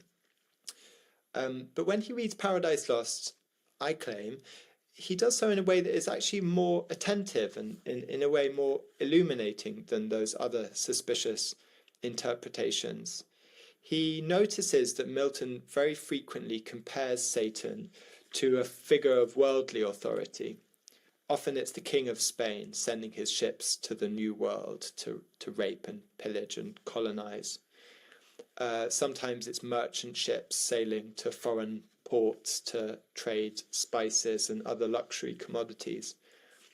And I think Malcolm X understood that within those comparisons was the kernel of a radical critique, whereby Milton was thinking about the satanic parts of his own world. When he writes about this, he writes about it in his autobiography. It was 20 years after he had encountered the poem in prison. So his memory of it is slightly hazy, but he remembers his conclusion, the one that you've already mentioned, that Milton and Mr. Elijah Muhammad were saying the same thing. That is, that Paradise Lost is a critique of white supremacy and of European colonialism. And this has often been dismissed by Milton scholars as the zeal of a convert. But I think it's not only insightful about the poem, it also recognizes something in the origin myth of the Nation of Islam itself, which is fairly widely known. It's about this black scientist called Yaqub. It's a kind of Frankenstein-esque myth. The idea being that black people were the original people. One day, a black scientist called Yaqub decided to invent the white race, and it was his creations that eventually took over. In one version of the origin myth, Yaqub is in the capital of the original black people, which is Mecca, and they are then cast out. They have to go to this far-flung island, the island of Patmos. And I noticed that, in fact, there were a lot of similarities between this version of the origin myth and Paradise Lost. So the young Malcolm X was, in fact, just making an illuminating insight in what we could call comparative mythology. He was recognizing the similarities there, but no other scholar or critic before me had looked so closely into Malcolm X's own intellectual life. As you say, he was a genuine intellectual, but his readings, I think, have been often overlooked. Well, I'm going to jump to the end of your book. When you and I have both taught, I think you taught 5 years, I've taught since 2010 in the New Jersey prison system, and because of the particular social position that our students in prison are in, they see things we don't. I mean, you concede that at the end of the book, even about Paradise Lost. And you also will mention a great line you had in the book, which is so true. You're doing your doctorate at Princeton, and you note that the white men who built Princeton also built the prisons, and you're going back and forth between the two. Somewhat disillusioned, I would say, with Princeton University. It's a disillusioning experience to move between an elite university and a prison, and for one reason in particular, I think, which is that neither group is more or less intelligent than the other, and so to teach both of these populations is to understand that some people end up in prison partly by virtue of where they were born, what group they were born into, and others end up at universities experiencing all of the privileges of an elite social group. And so in that sense, it can't help but relativize both institutions, both the prison on the one hand and the university on the other. And I felt very strongly then, as I do now, that people in prison deserve the best possible education, and they certainly prove themselves to be worthy students.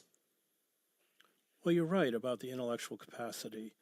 The problem is privilege, as Shakespeare pointed out in King Lear, is a form of blindness. And the more privileged you are, the blinder you are. And when everything is stripped away and you have nothing, you can see. And there is, have found in the prison classrooms, an understanding of how our society works, the nature of white privilege, how interlocking institutions work to keep the poor. All of that is often lost on those people who have had the good fortune to end up, as you and I did, in places like Princeton or, in my case, Harvard. Yeah, I did feel, after feeling quite disillusioned by Princeton, in my last year when I taught Paradise Lost at Princeton, I thought the students that I had were fantastic, and to some extent it redeemed the whole experience for me. But of course, we want everyone to have the opportunity to have an excellent education. So in that sense, America, I felt, I came to feel, had been founded to some extent in the image of Milton's paradise on the one hand and Milton's hell on the other. And of course, we want to abolish such a bipolar way of understanding society. The book is about how Milton has influenced a variety of people, including Thomas Jefferson, but you mentioned briefly Thomas Paine, my hero. I did the Oxford Union debates on whether Snowden was a hero or a traitor, and I guess you studied at Cambridge. I don't know how Cambridge is, but Oxford won the prize for snobbery. It made Harvard look humble and contrite. And we all had to sign a big book that everybody who engaged in the Oxford Union debates had signed for how many hundreds of years. And I, in huge block letters, took an entire page to write, "Never forget that your greatest political philosopher, Thomas Paine, never went to Oxford or Cambridge." But let's talk about Paine. So I'm just going to read this passage. One evening after that, I just love Paine's quip.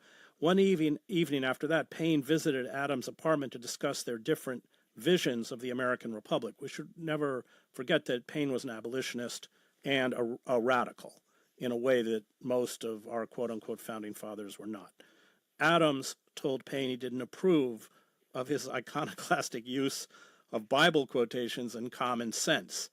He laughed and said he had taken his ideas in part from Milton.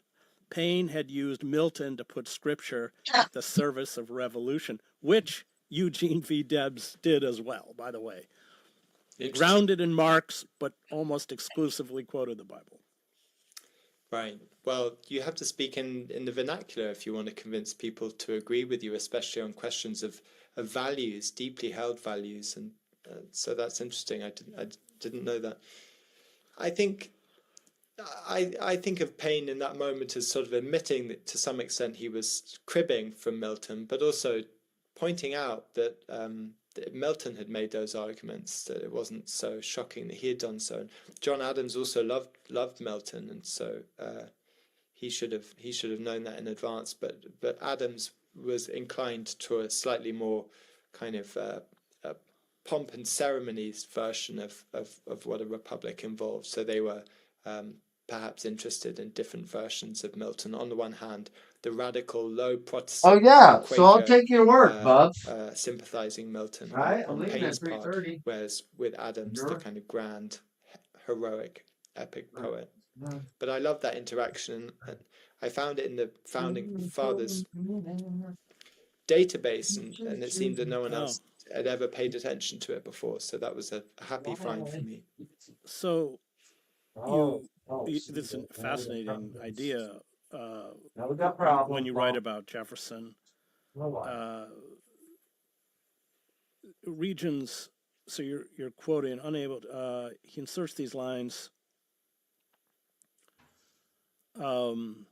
Regions of sorrow, doleful shades, where peace and rest can rarely dwell.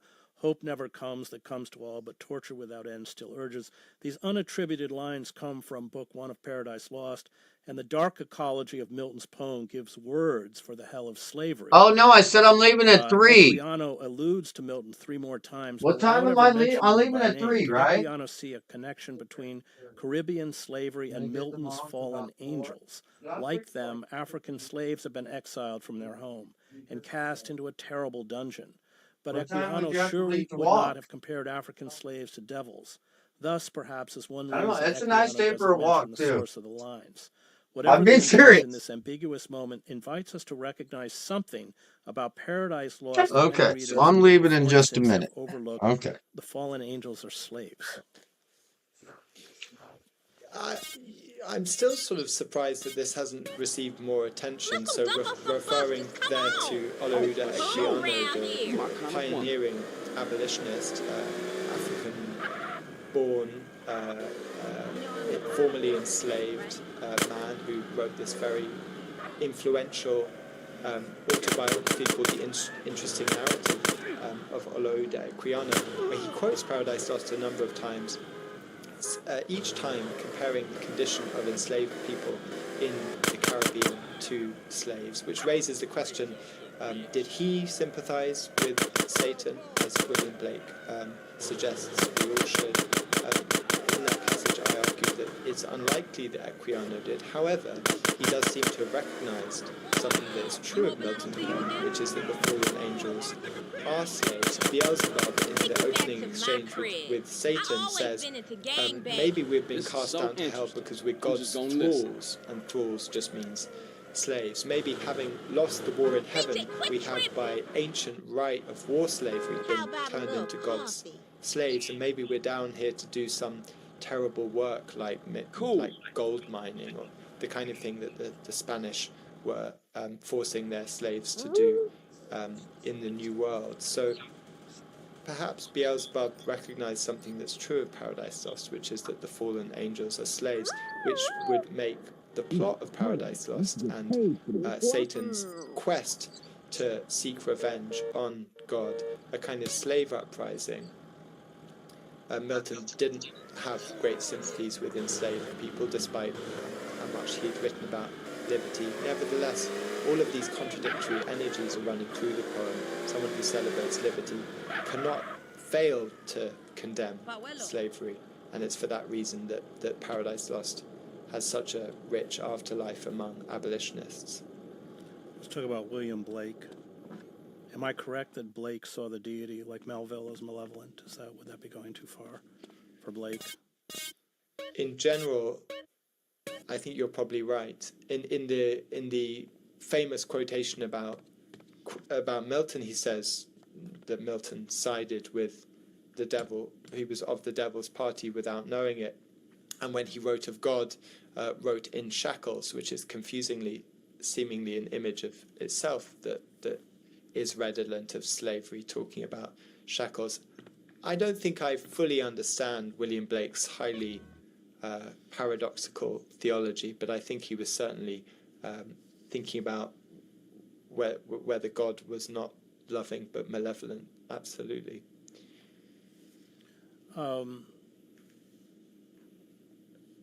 You write, as one forsaken by God, condemned to an existence of toil and suffering, without hope of redemption, Satan's condition has evoked sympathy in many modern readers because of its own. And then you go on and write, even his ruin is heroic. That there is I'm not sure it's carried through to the end of the poem, but certainly at the beginning there is a nobility to Satan. Absolutely there is. Satan is ultimately a fallen angel, and on that basis is heroic. His body has been created by God. He can't die. He's immortal, and he is just like any of the other angels. However, he's beginning to rust and beginning to become corrupted to his core. So I think Milton wants us to understand Satan to be simultaneously angelic and increasingly degraded.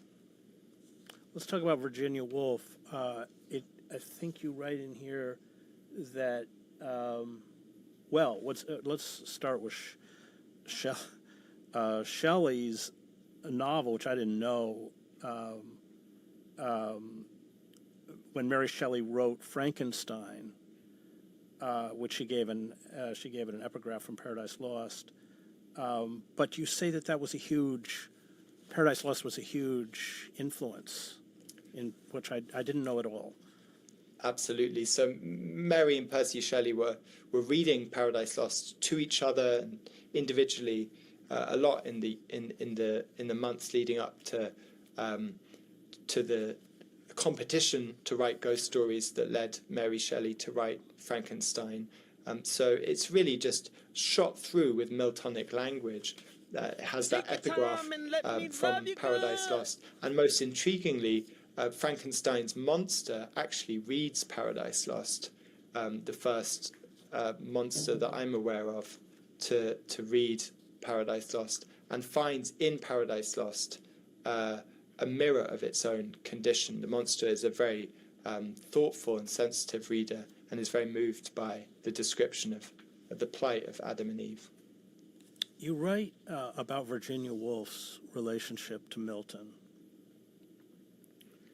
And you quote, I think you quote someone, I can't find it, that in her diaries or her notes are some of the best kind of critical analysis of Milton, but talk about the relationship between Woolf and Milton. Well, Woolf's father was Leslie Stephen, a kind of great Victorian man of letters who loved Milton, as many Victorian men of his class did, and would quote Milton ad nauseam. And I think of him as mediating Virginia Woolf's relationship to Milton. She clearly understood from a very young age that Milton was someone to be admired, but didn't necessarily enjoy his work. And yet she prided herself on her ability to read the classics and understand them better than her brothers, who had received the education that she was denied, and prided herself on being the only person reading Paradise Lost in Sussex in 1918. She writes that in her Bible, in her diary. But then she finds out that one of her friends is also reading Paradise Lost, and I think out of a spirit of competition, she then decides to jot down her thoughts on Paradise Lost. And it's an extraordinary series of sentences. I think a really wonderful analysis of Paradise Lost, also an extraordinary exercise in diary writing. She notes that Milton is the first of the masculinists, by which I take her to mean that Milton was reinventing a kind of patriarchal. Don't miss the great deals and big flooring savings at Lumber Liquidators now till November 4th. These crazy low prices won't last long. Solid oak hardwood flooring as low as 79 cents a square foot. Corlux waterproof vinyl from $1.19 a square foot. Mayflower pre-finished hardwood as low as $1.99 a square foot. Hurry, these great deals will be gone after Tuesday, November 4th. Visit lumberliquidators.com to find a showroom near you. Great floors for less. A vision of Eden for the modern age, something, and a patriarchal kind of heroic macho poetry that would be much imitated in the centuries to come. But she also says that how smooth this poetry is. She recognizes its great aesthetic pleasure, and then she says, and I think this is an extraordinary phrase, I can conceive that this is the essence of which all other poetry is the dilution. And she wasn't wrong. Milton was so often imitated in the 18th and 19th centuries that Virginia Woolf's contemporaries, T.S. Eliot and Ezra Pound, felt they had to overthrow him in order to escape from Milton's influence. Although I think you opened with a quote from, oh no, that's The Hill book opens with a quote from T.S. Eliot, whose theological and political beliefs couldn't be further away from Milton. But of course, he's a great admirer. He was. He could only admit that when he became older and mellower, I think. But and I write about this in the book, how much the modernists used a kind of anti-Milton rhetoric in order to articulate the novelty of their own work, whilst also writing poems that were often quoting Milton without admitting it. So it was a divided relationship, but a very interesting one. C.L.R. James, the great Trinidadian scholar, wrote Black Jacobins, which I taught in the prison. Wow. So he has some fascinating thoughts on Milton. You know, perhaps you can lay him out. He sees, yeah, yeah. How did he read? How did he read Milton? What did he take away from Milton? Well, like so many people, he first read Milton as a schoolboy and understood him to be someone who it was sort of a compulsory admiration. But he also, like Virginia Woolf, prided himself on being a great reader of the classics. He uses Milton, amongst other people, in books like The Black Jacobins for kind of throwaway literary allusions, to make jokes and to establish his own authority. But the work, the relationship to Milton becomes more interesting once C.L.R. James becomes a really independent political thinker, a Trotskyite to begin with, and then someone who established his own sort of tendency within the socialist movement. At that point, he starts to think about Milton as being somewhat like a Stalinist, someone who had followed Cromwell, just as C.L.R. James's opponents within the socialist movement were remaining faithful to Stalin. But I think his most subtle and interesting account of Milton comes significantly later, once James was no longer kind of active member of the socialist movement, but was an independent and international political thinker, giving an interview to radicals in Montreal. And he says that he thinks that in Paradise Lost, Milton was offering a kind of submerged or subtle critique of Cromwell. And in that sense, I claim, C.L.R. James had turned Milton into himself, into a member of the anti-Stalinist left. But it's an interpretation that I think is both plausible but also brilliant.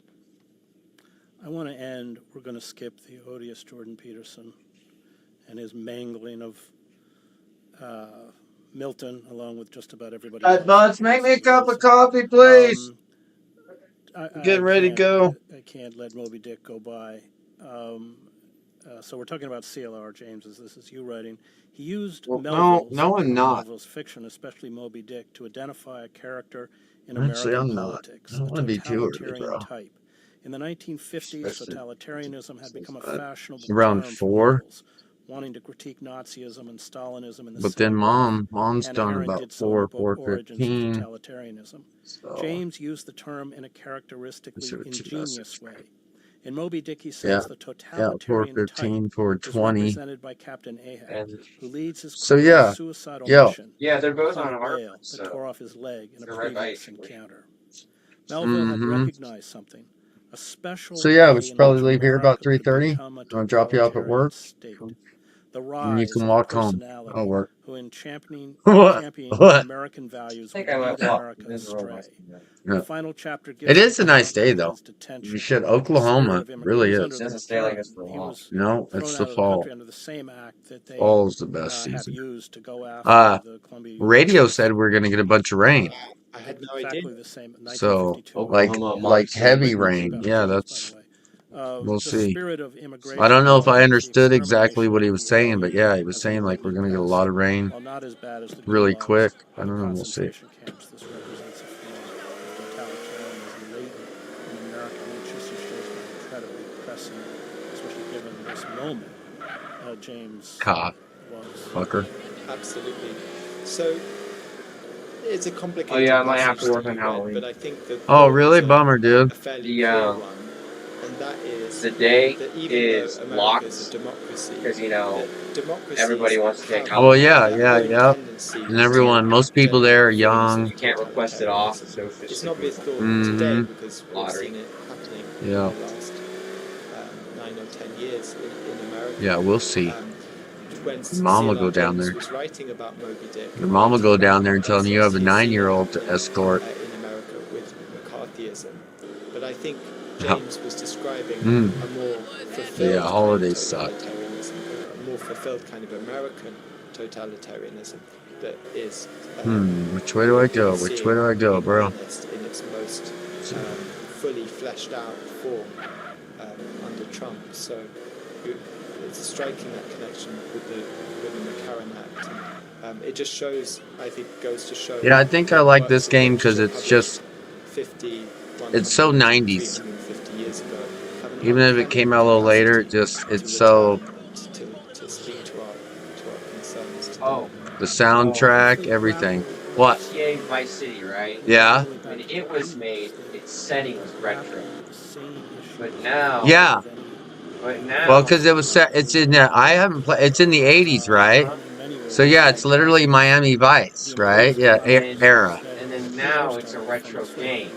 So Yeah. the setting is like vintage. The new one's in Florida. Again, they're back in Florida. Yeah.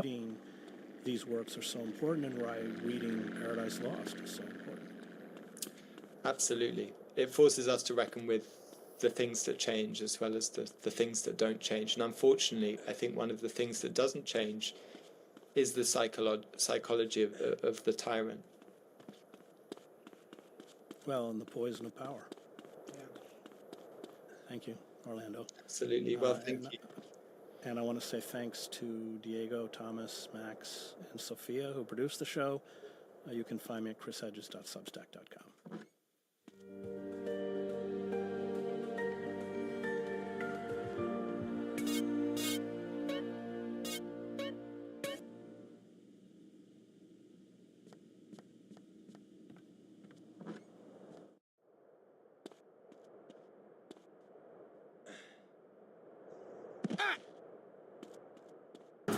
Ladies and gentlemen, I've arrived.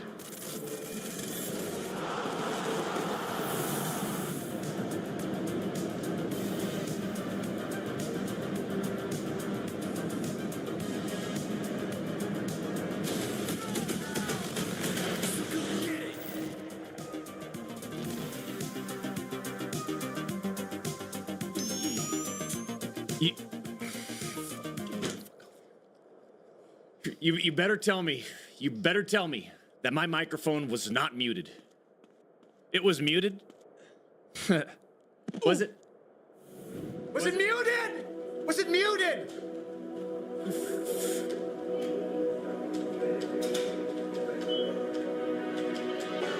You're not even close. Doc, your trash can is full.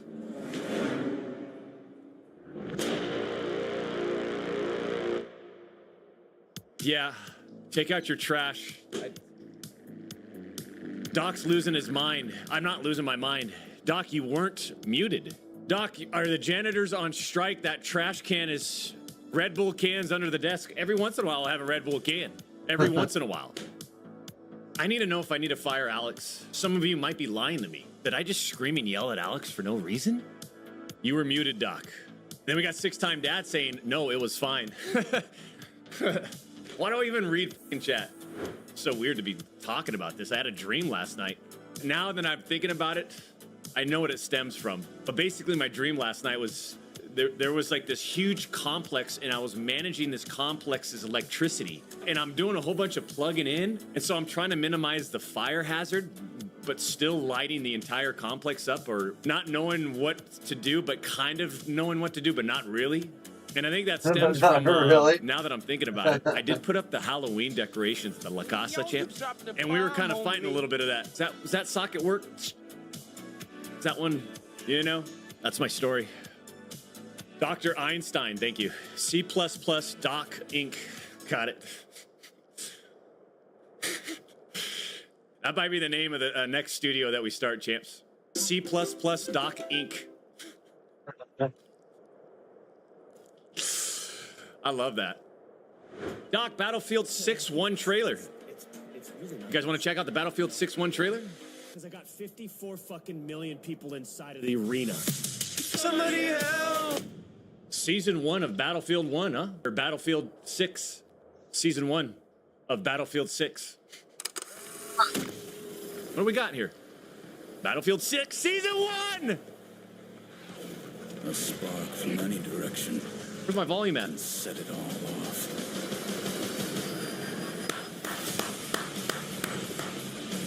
Whoa! Brand new map! Boom, boom! Oh, I kind of like this one. This one's got some hills that might block some longer sight lines. Eastwood. Oh, yeah. Oh, yeah. Get in there. Get in there. Fucking blow that wall open, man. Push it in. There you go. That's going to be me today. Hey, Chip.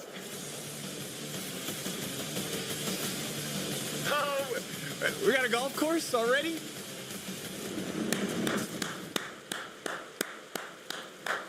War isn't coming. It's already here. Yes. That map looks sick. That looks good. Oh, look at Tactical Brit says, welcome to Battlefield 6 Season 1. One of the best Battlefield maps I've ever played.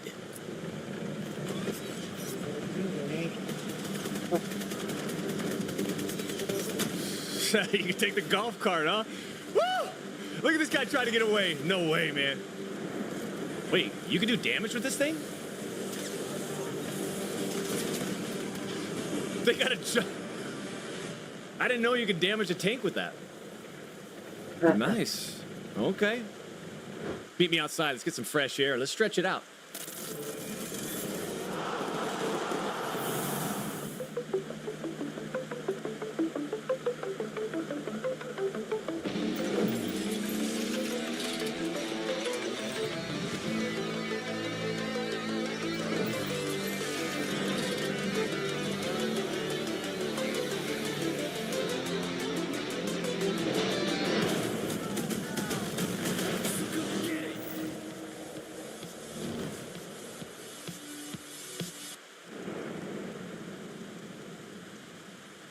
Don't fucking tell me my mic was muted the whole time.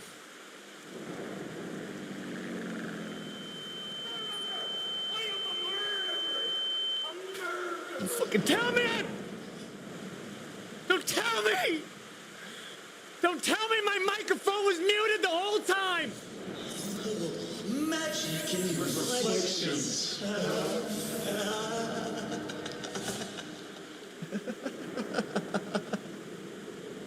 It was muted, Doc. No, don't point at me.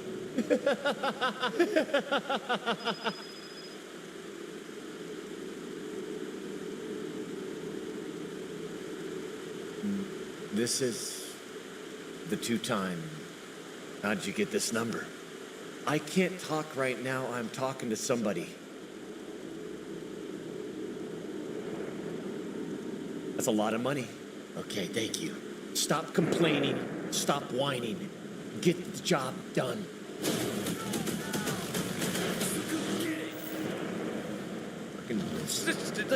Like, how is my microphone muted?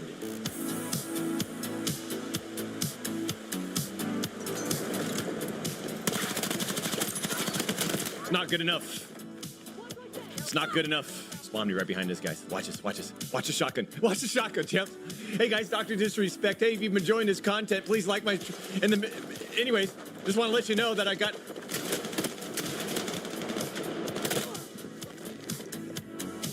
I'm being thrown 15 feet in the air. I'm not having fun! I'm not! Is there a weapon that kills in the game?